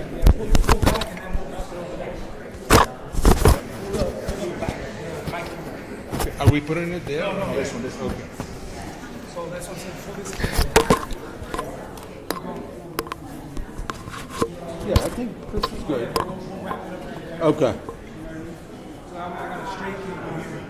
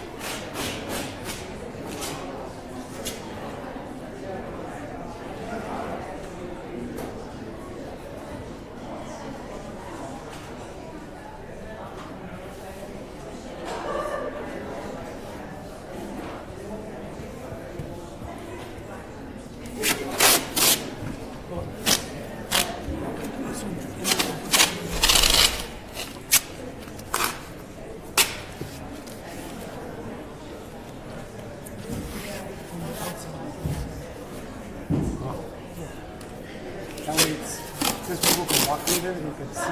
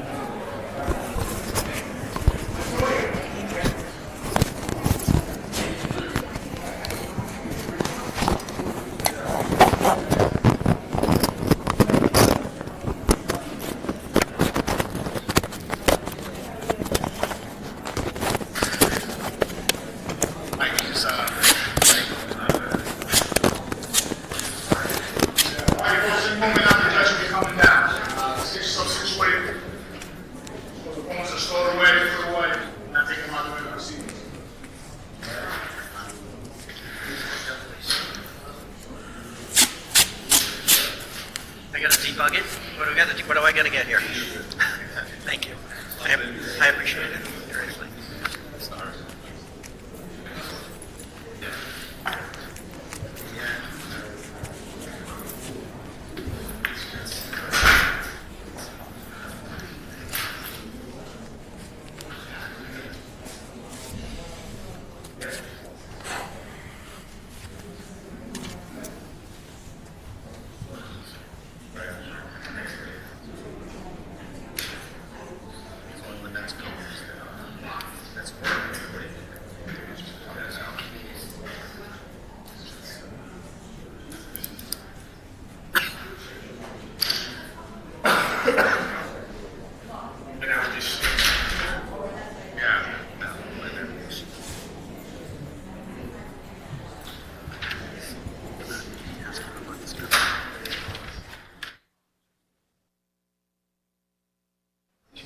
to get him. Oh, he did? Yep.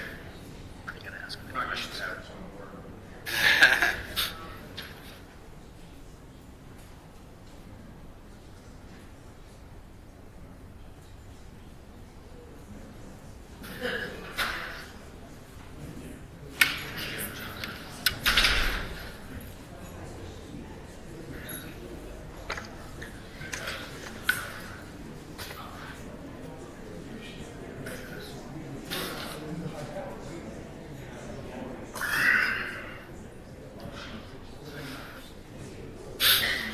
I can't see the witness here. What's coming in shortly?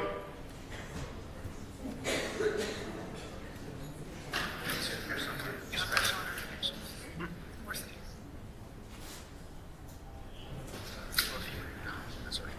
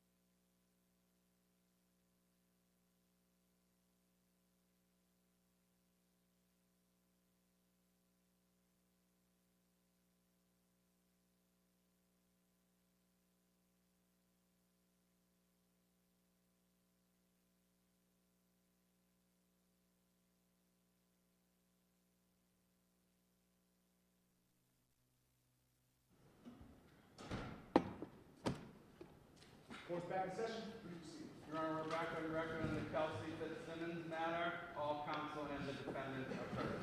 All right, so we left off, and the Commonwealth seeks to admit a statement made by Officer Noonan at the scene as a spontaneous utterance. The defense has objected. Does either side want to be heard more? I would, Judge. Please. I would like to be heard.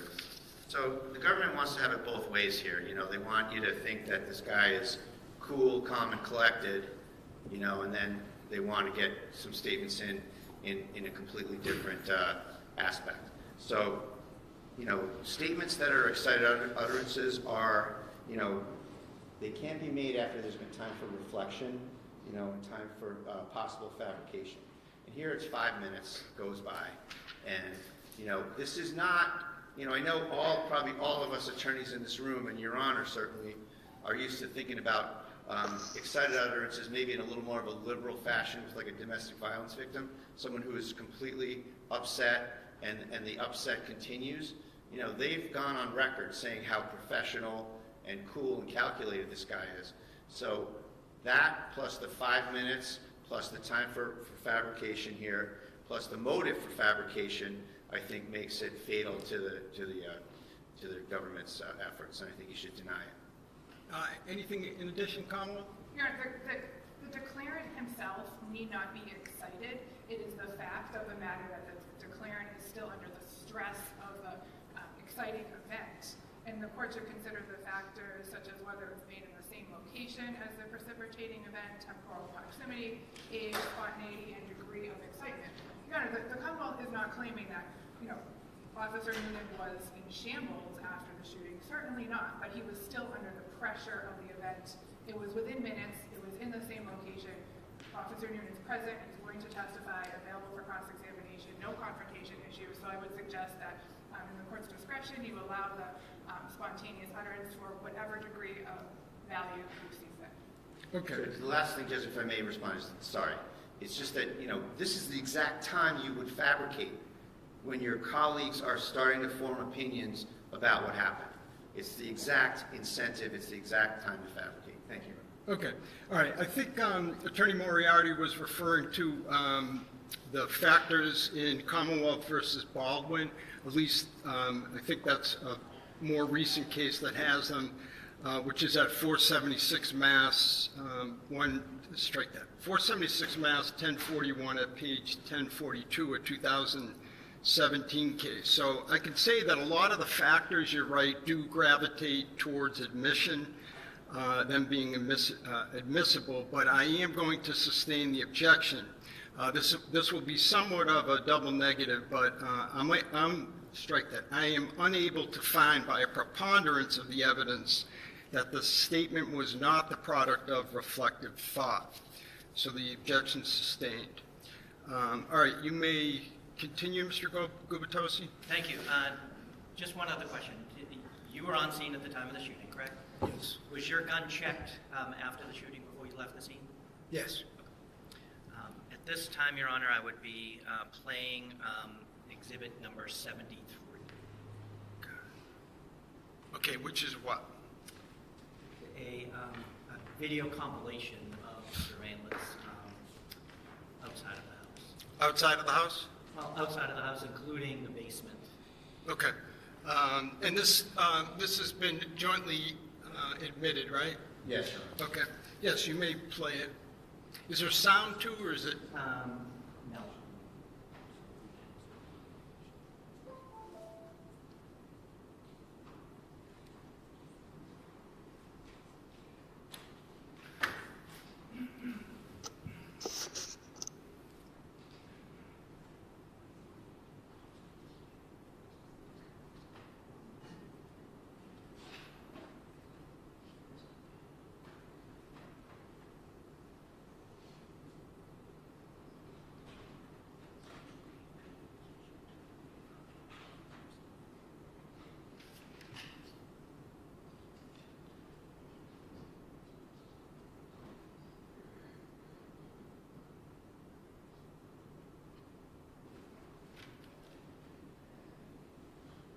Can you folks in the back row see all right?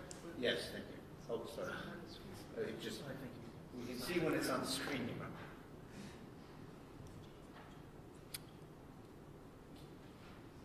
That's okay.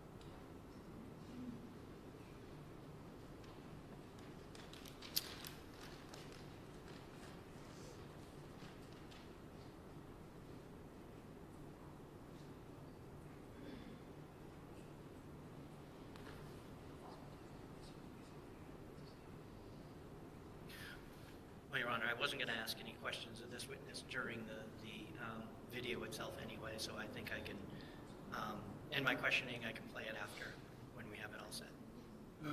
Okay. Well, Mr. Wayne, you think you can just in a couple minutes, or you're not sure? I'm not sure. Okay. All right.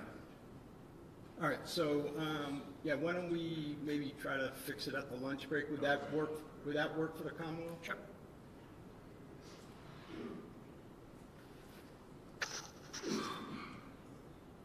All right, but if we're going to do that, Mr. Royan, is that?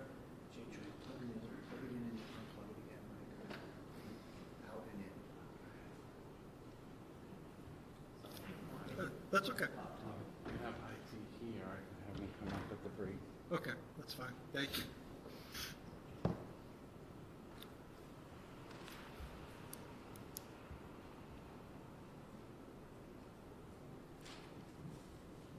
All right, so, do you have questions?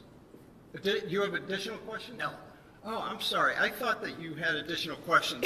No, that's what I said. I wasn't asking any additional questions, so I weren't can, that. Okay. I can sit down. So I guess, Mr. Bradle. Yes. We started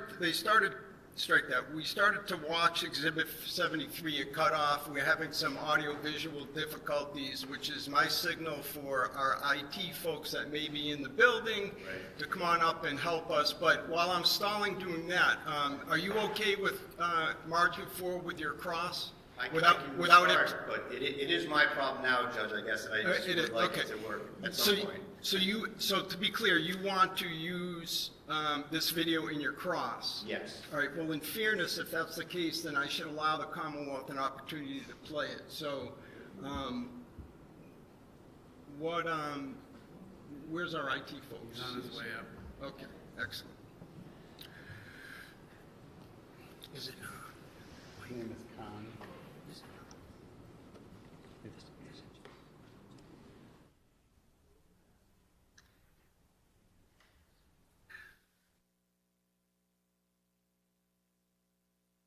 You know what, while we're doing that, can I see counsel at sidebar?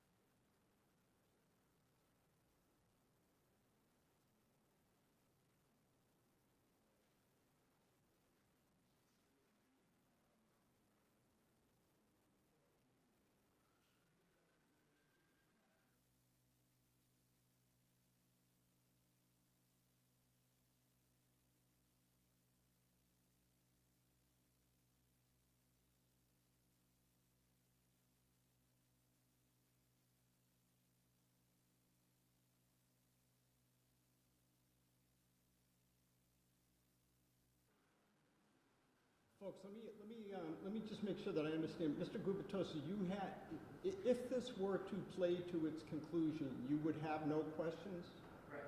Correct, okay. So then, why don't we do this? Let's march forward with the cross. And obviously, Commonwealth can follow up on redirect, and maybe by then we'll get it working. All right? Unless you were going to start with that? I'm trying to be flexible, Judge, but I do want to set the stage with how Okay. Kelsey came home and how they came into the house. No, that's fine. You should be able to try your case.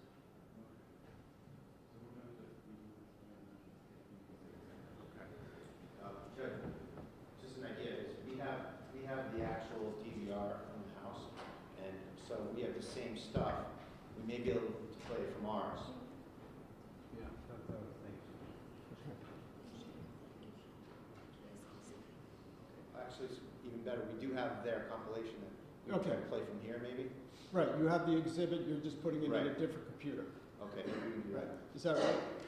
Can you just confirm that that's right? That Yes. it's the same exhibit? Okay. Yes, Judge. It's what we received. All right. So, let's see if we can get it moving, and if We so... have enough time to here.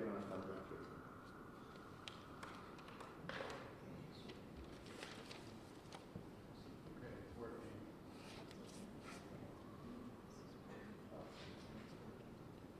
All right, so why don't we So do we this? need that. Let's start from the top. Can you just replay, just start it from the beginning? We're still going to consider this, that this is during the direct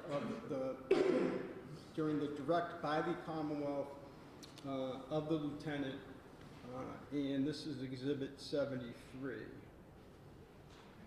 And now, of course, it won't work because I've said too much.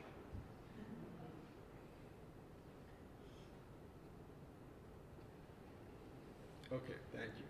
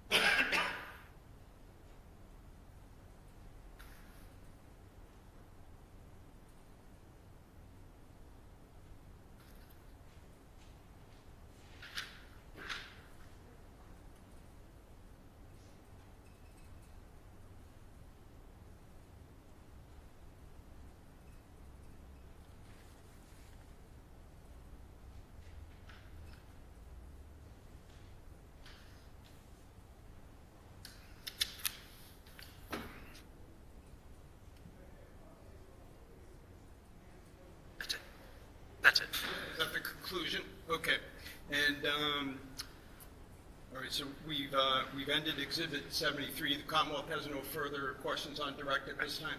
Okay. All right, so cross-examination. Thank you, Your Honor.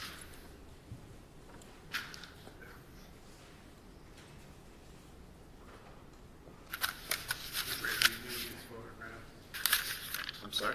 Photographs. Well, he was, no, yes, photographs, thank you. Photographs.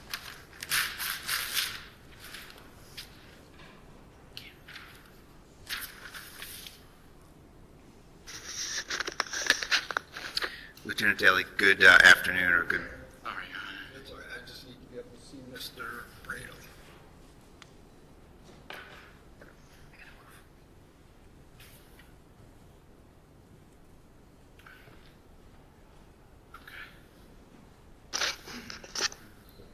All right, all set, Mr. Bradle. Sorry, did something just happen? Sorry, I was hoping to just see that. Oh, you're going to replay it. I'm sorry, that's why. I'm going to use it, I'm sorry, yeah. No, that's okay. All right, so. And that was I'm actually sorry, working pretty well. Mr. Wayne, then I shouldn't have moved. Sorry. No. So do what you need to do. Okay, you ready?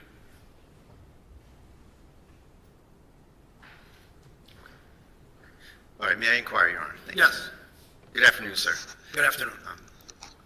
So we've never spoken before, correct? Correct. And you did not write a report in this case? I did. And where is it? Who did you write it to? Where did I write a report Right, to? when did you write it? Afterwards?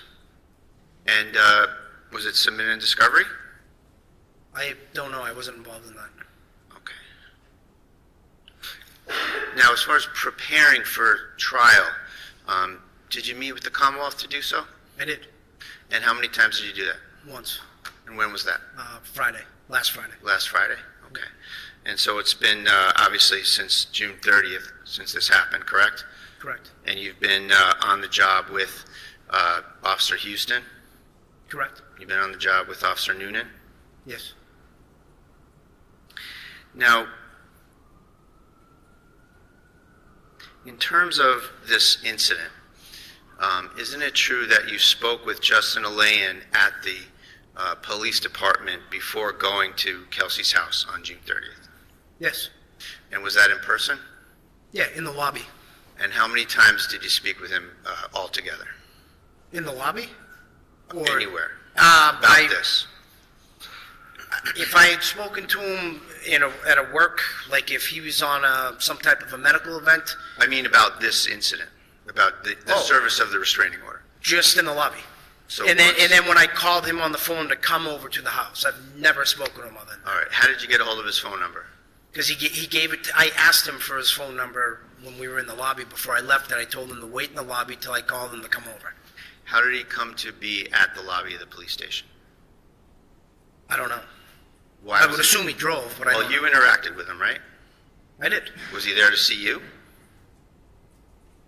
I don't know if it was necessarily there to see me. He was there to bring in the restraining order and to work out the logistics of the essentially taking custody of the child. Okay. So he brought you the restraining order?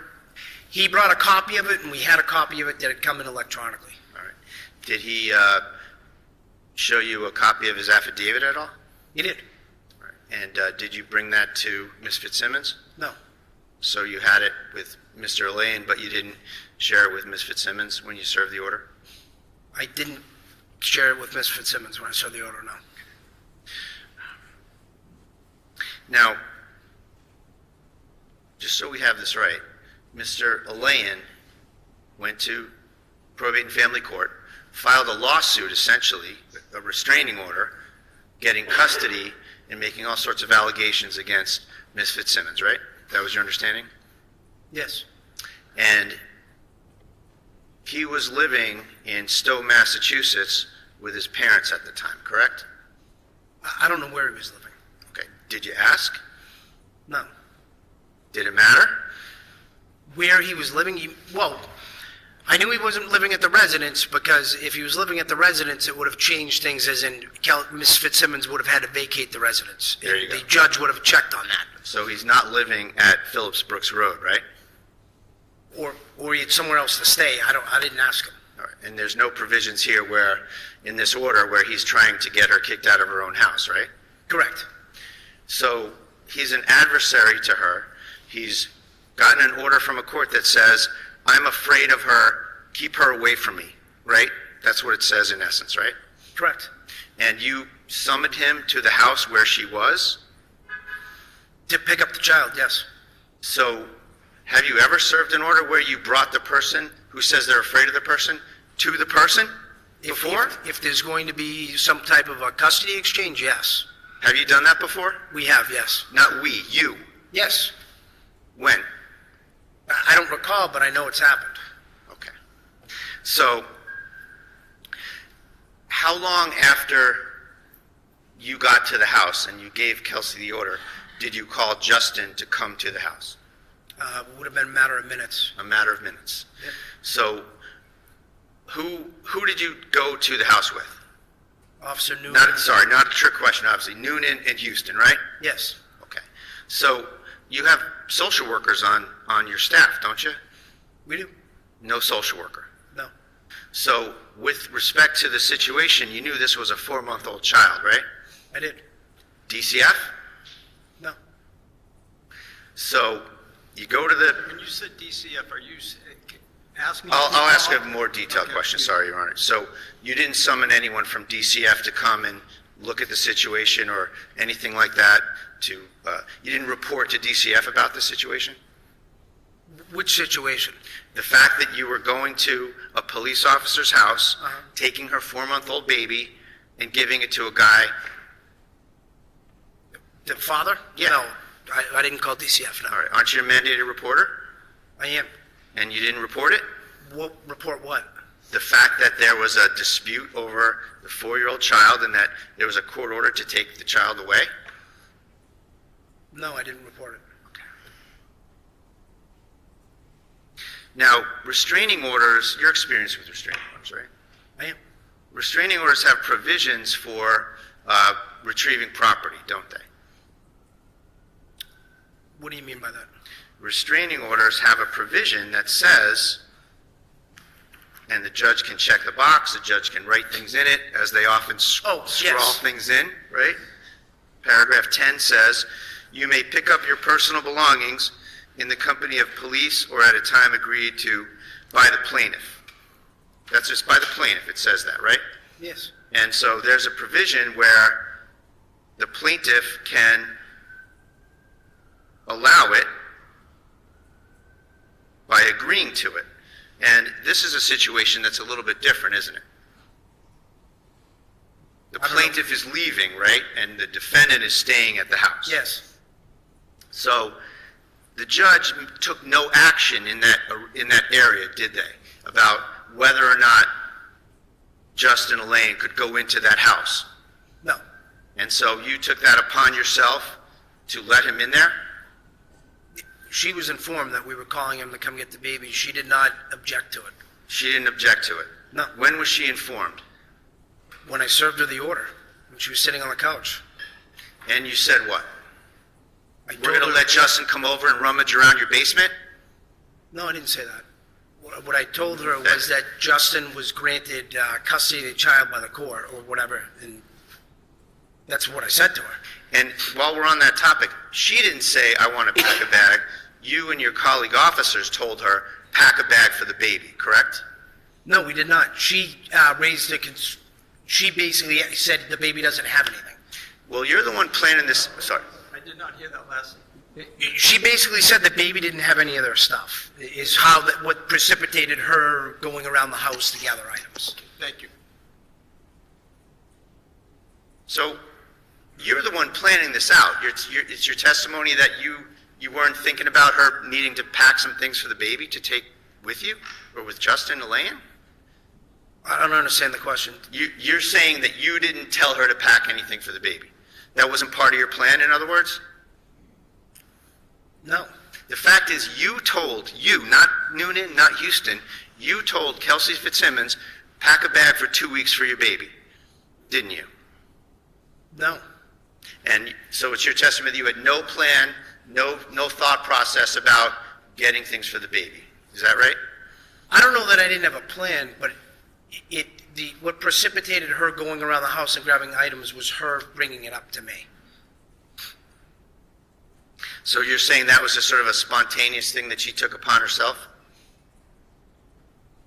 Yeah. Okay. So you get in there, Kelsey has the baby. She's doing regular mom things, right? She's coming home, she's got the baby in her hands, she's got sweat clothes on, she's walking around the house. Yes. No signs of upset or trauma to the baby until you get there and tell her what's going on, right? Yes. Well, when I first told, she was calm when we first told her what was going on. Sure. And then you told her what was going on. When I told her what was going on, she was still calm. She called her mother on the phone, but she didn't become emotional at that point. And the baby started to cry. Yeah. And at that point, you asked her to put the baby in a rocker. Is that right? No, she put the baby in the rocker before she sat on the couch. At some point, Kelsey picked the baby back up because the baby was crying. Correct. And she was in the middle of feeding the baby, right? When you got there. Which I don't know that. So there was a bottle. I don't know what she was doing before I got there. Okay. There was a bottle with formula or whatever there. Yes. And she told you that she was feeding the baby and that she needed to keep feeding the baby, right? Actually, yes. Yes. Okay. And then she hands the baby to who? Officer Noonan. Okay. She handed the baby to Officer Noonan. Correct. Right? And she gave the bottle to Officer Noonan, and Officer Noonan fed her baby, correct? I believe so, yes. So her state of mind towards Officer Noonan, 5 minutes before the shooting, or 10 minutes, or whatever it is that you're someone that can feed my baby. You're someone that can take my baby, right? Objection. It's somewhat argumentative, overruled. She did that, right? She did what? What I just said. Can you ask the question again? She gave Noonan her baby. Oh, And yes. she gave him the bottle and he fed her, right? Yes. And nobody forced her to do that. She made a decision to do that on her own, right? Yes. Now, you said that Kelsey had started in 2025? That's what I have in my notes. That's not no, right, it was is it? Before, I believe it was 24. Okay, well, it's 23. Okay. Is it not? I'm not positive of the date. It's been a few years. All right. It's fair to say that you hired her, right? I did. You trained her for 6 months you were her DI for 6 months, right? Drill instructor? Yes. She was the treasurer of the police academy when she was there, right? She was. She came on the job and she worked under you on many shifts, right? During field training and I believe briefly afterwards, yes. All right, so she's an officer from 23 that you know well, and she's been there a while, right up until going out on maternity leave and then coming back, just about to come back June 30th, right? Correct.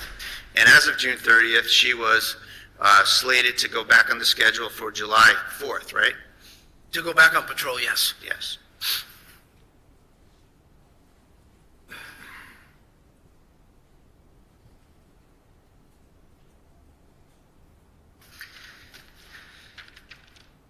So at some point in this incident, Mr. Alayan asked you if you could go in the basement and get some things, right? Yes. And you let him do that unsupervised, correct? Correct.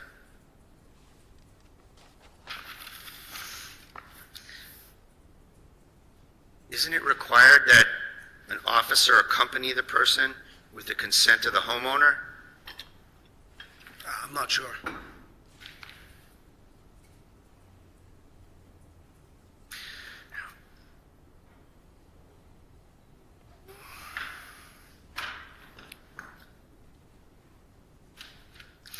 Now, at some point, Kelsey's mother comes in, correct? Correct. Where were you and where was Kelsey when that happened? When Kelsey's mother came in, I believe we were in the living room. And Kelsey was nowhere near that, correct? Kelsey was nowhere near where? Her mother. I don't understand the question. When Kelsey's mother arrived, Yeah. Kelsey was upstairs with Noonan and Houston, wasn't she? No, when Kelsey's mother arrived, no, I believe at that point, Officer Houston had the baby. I'm sorry, Officer Houston? Officer Houston had the baby. And Officer Houston gave Kelsey's mother the baby, correct? Correct. And then Officer Houston went upstairs?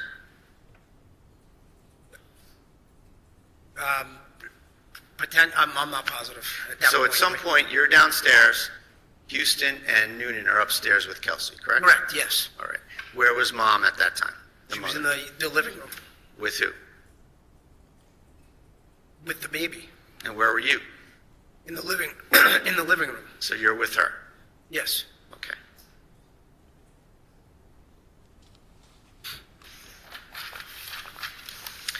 At some point, you hear 2 gunshots. Yes. And at that time, Houston is downstairs with you. He's joined you downstairs. When the gunshots happen, he's downstairs, but he's not joined with me. He's He's around in like the kitchen right at the top of the staircase, So he's, according to him. Houston is downstairs and not upstairs with Noonan and Kelsey, correct? Correct. You hear 2 gunshots. Is it fair to say these gunshots were in quick succession? Yes. What did you do? I was running up the stairs when the shots were fired. Did you see the shots? No, I heard 2 loud bangs. I was running up the stairs.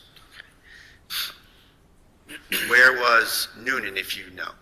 Noonan was right outside of the frame of the bedroom door, in like the, if you want to call it a hallway, the upstairs hallway. Like in maybe between- like a landing, like the top Sure. landing of the steps? In between both bedrooms. All right, so Noonan is at the door frame, correct? Yes, And it's fair to say there's no door to the bedroom, right? correct.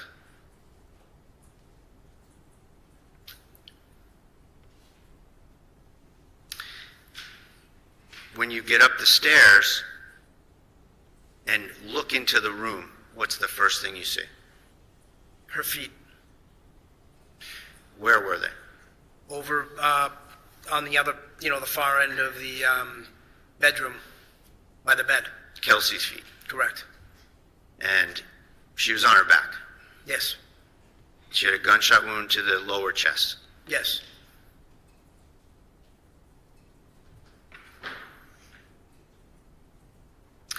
And at some point, you went over there to render first aid, right? Yeah, it was pretty much immediately. Okay. And Noonan is covering the scene with his firearm, correct? Correct. Now, when you went up to Kelsey, what was the first thing you did? Was it in terms of first aid or in terms of securing the firearm? Secure the firearm. All right. And where was the firearm? The firearm was by her left leg. All right. Isn't it true that when you were interviewed by the CIC representatives, you said that the weapon was under her leg? I didn't hear that. Under what? Yes, you said it was under her leg when you were interviewed. By her left leg. Like, Well, under is different than by. when I was able to see the firearm when I got up to her, I could There's no not see question it. before you, sir. I'll ask you a question. So, today you're saying that it was by her leg, correct? Yes, And we agree that when you were interviewed by the CIC months and months ago, you said that the firearm was under her leg, correct? I'd have to look at the exact statement, but Sure. May I approach, Your Honor? Yes.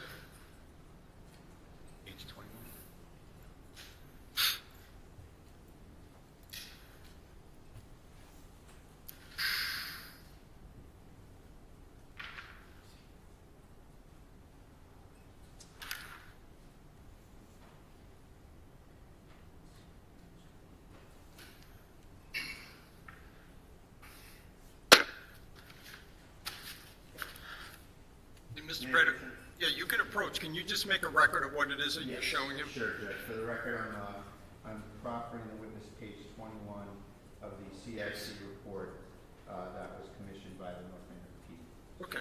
You wanted to look at it? Yes, please. Thank you. Lieutenant Daley, do me a favor, look. You can look anywhere you want on the page, but I want to invite your attention to Right here. right here. You can look up and down. Yep. Just take a look and familiarize yourself when you're comfortable. Okay. You got it? Yep. Okay. I'm going to read something, and I'm going to ask you if I read it correctly. So she's laying on her back, head towards the window, feet closest to us, and the firearm was underneath her left leg. Did I read that correctly? You did. And that was your testimony, right? Yes. Thank you.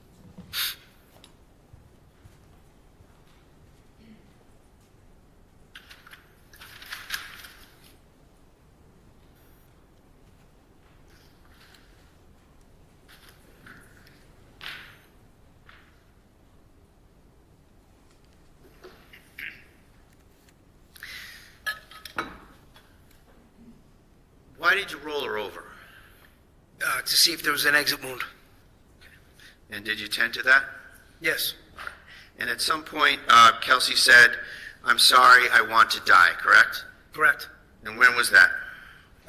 During that time. Was Noonan anywhere near her? Yeah. What was he doing? I don't know. I mean, he was he was right by me, but I was wrapping gauze around her, or trying to at that point. He was there. He might have been grabbing more additional things out of the medical bag. I don't know. At that point, Kelsey looked at him and said, "Why?" Didn't she? Not that I recall. Did Noonan say anything to her? I think, yeah, and so did I. He basically said, like, calm down and keep breathing. Okay. Is that it? That I can recall, yes. And what about you? What did you say to her? The same thing.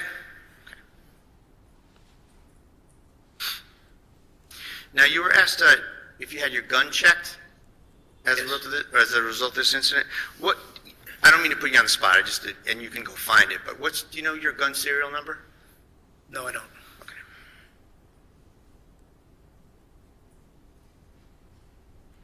What were the circumstances of you getting your gun checked? You mean why they did it? No. What do you mean? What happened? Just physically? Did you give it to someone or what? Yeah, one of the Mass State troopers from ballistics took it, emptied, I believe, counted all the rounds in the firearm, etc., and may have done something else. I don't know. You don't know? No, Do you know who it was that took it? I don't. You gave your gun to somebody and you don't know who you gave it to? Correct. Who else had their gun checked?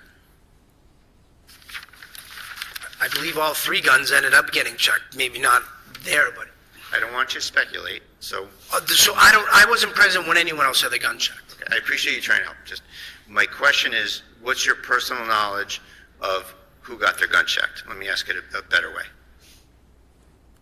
At that time, What did you see? Who got their gun checked? I didn't. Okay, so you don't have any personal knowledge of anyone else getting their gun checked?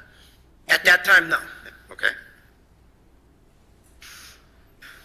Did you witness someone else giving up their gun and getting their gun checked at another time period? No. So the whole state of your knowledge about guns being checked is that your gun was given to someone, if you don't know who it was, but they took out the bullets and the cartridges and inventoried it. Is that it? Well, I didn't give it. I gave it to a Mass State trooper from the ballistics team. I believe there were three of them over by the truck. I don't know which one I handed it to. I didn't ask him his name. But yeah, that's what happened. Okay.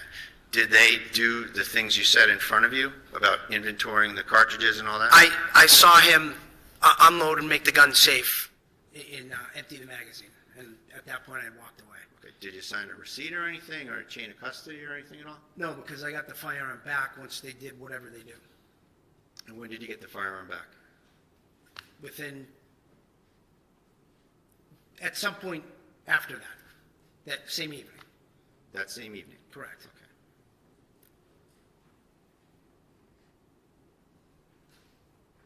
Okay. And sorry if I asked you this.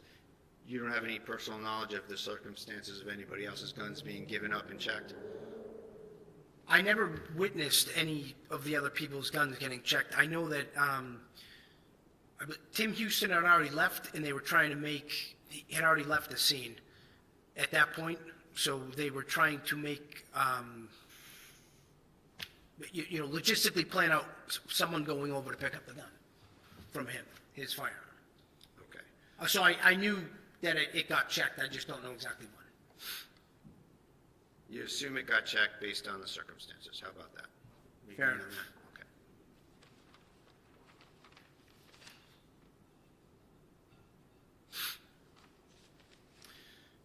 Now, you spoke with Justin Elaine at the lobby of the police station before you went to the scene, right? Yes. We talked about that. Now, up until that conversation, did you have any information any further information from Justin Elaine about the circumstances of Kelsey's state of mind that day, or anything that was going on with Kelsey that day? Prior to seeing him in the lobby? When you were speaking with Justin Elaine in the lobby, Yeah. had you already had any information about Kelsey's whereabouts or actions that day? From Justin? From anywhere? Oh, yes. Okay. Were you aware that she was waiting for him at the park in town? No, I wasn't aware that till Kelsey told me that when we went to the house. Okay.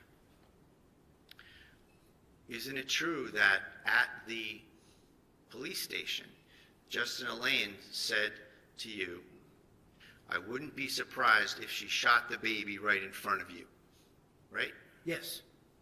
And that added to your mindset about going to see Kelsey, didn't it? I don't understand. That was the part of the question. quantum of evidence or thoughts or presumptions that you had in your head, right? I think it raised my awareness. And that was communicated to Noonan, wasn't it? Both Noonan and Houston, yes. Okay. And so that statement from Justin Elaine, it's fair to say, contributes to an increased level of vigilance towards Kelsey when you got there, right?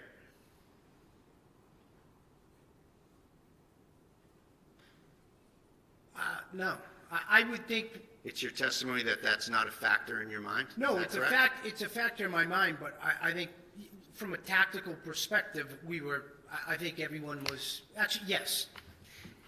Did you- Everybody was probably more on point than normal. Did you consider Justin Elaine's motive for saying such a thing, or credibility or lack of credibility of him saying such a thing? Objection. Overruled, just yes or no? Did I consider? I'm sorry. Can you? Did you ask me that? consider the source? How about that? No. He was a plaintiff in a domestic situation seeking to get custody of his baby and her baby through an ex parte restraining order, right? Objection. Sustained. Well, he was adverse to Kelsey Fitzsimmons, wasn't he? Yes. Sustained. I'll strike it. Sure. Did you have a conversation with your fellow officers about the credibility of such an assertion about your own officer that you hired, trained, had on the job? Objection. All right, so you're referring to Ms. Fitzsimmons. Yes. Overruled. I'm sorry. Can you? Yeah. Did you think about what he's saying? How did that affect your state of mind towards Kelsey? I don't know that. I didn't take everything that he said as 100% factual. However, there was a court order in place where we had to go serve the documentation. Regardless, I don't know. That was my state of mind. Did you consult with Justin at all relative to this restraining order before you met him in the lobby? No. Well, you talked to him on the phone, right? Before I met him in the lobby, no. Oh, you didn't? Okay. I talked to him on the phone when I called him to come to the house. That's the only time I've ever spoken to him on the phone. Hey, one moment, please, Your Honor. Yes.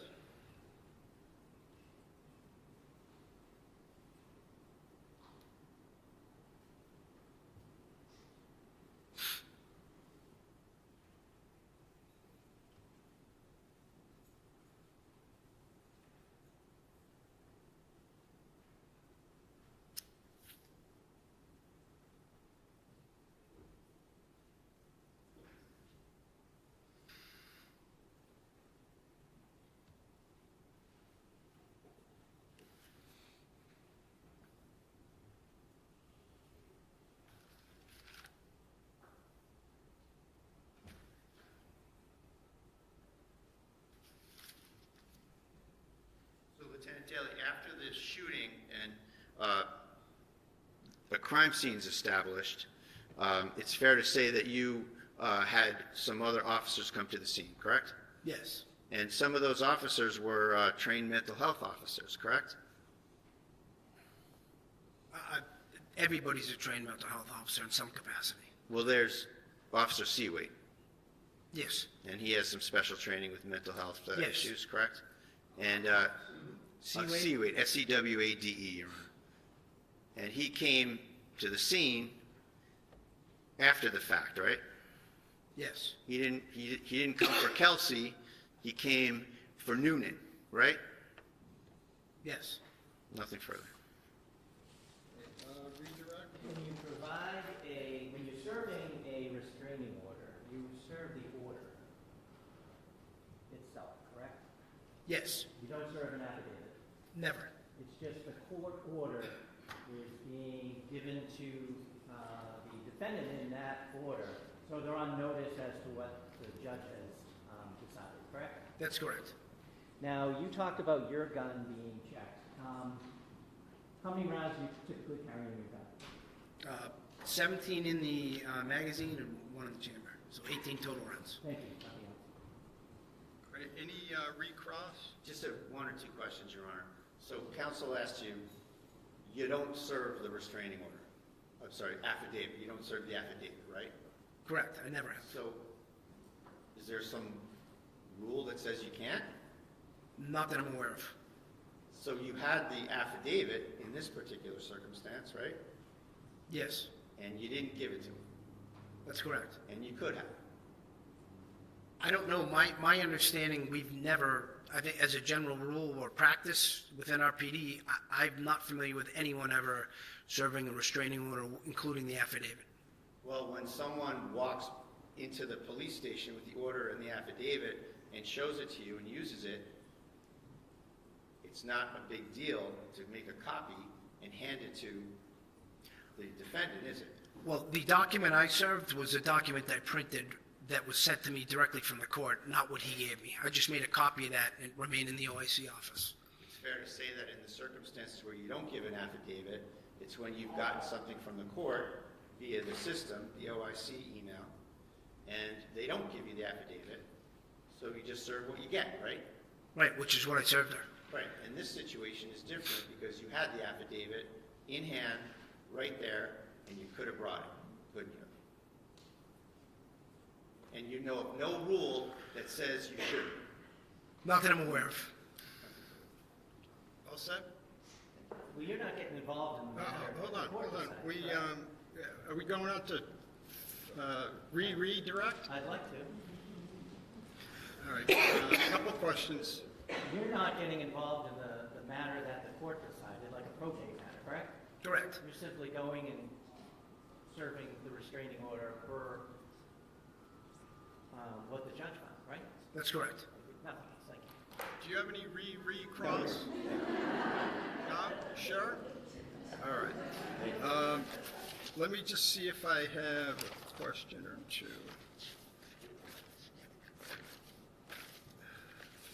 I do not. Okay, you may step down. Thank you. And I'm wondering, why don't we, should we break at this point for a lunch break and come, and then we can come back at 10:02? Sure. Great, okay. We'll stand at recess. All right. Stand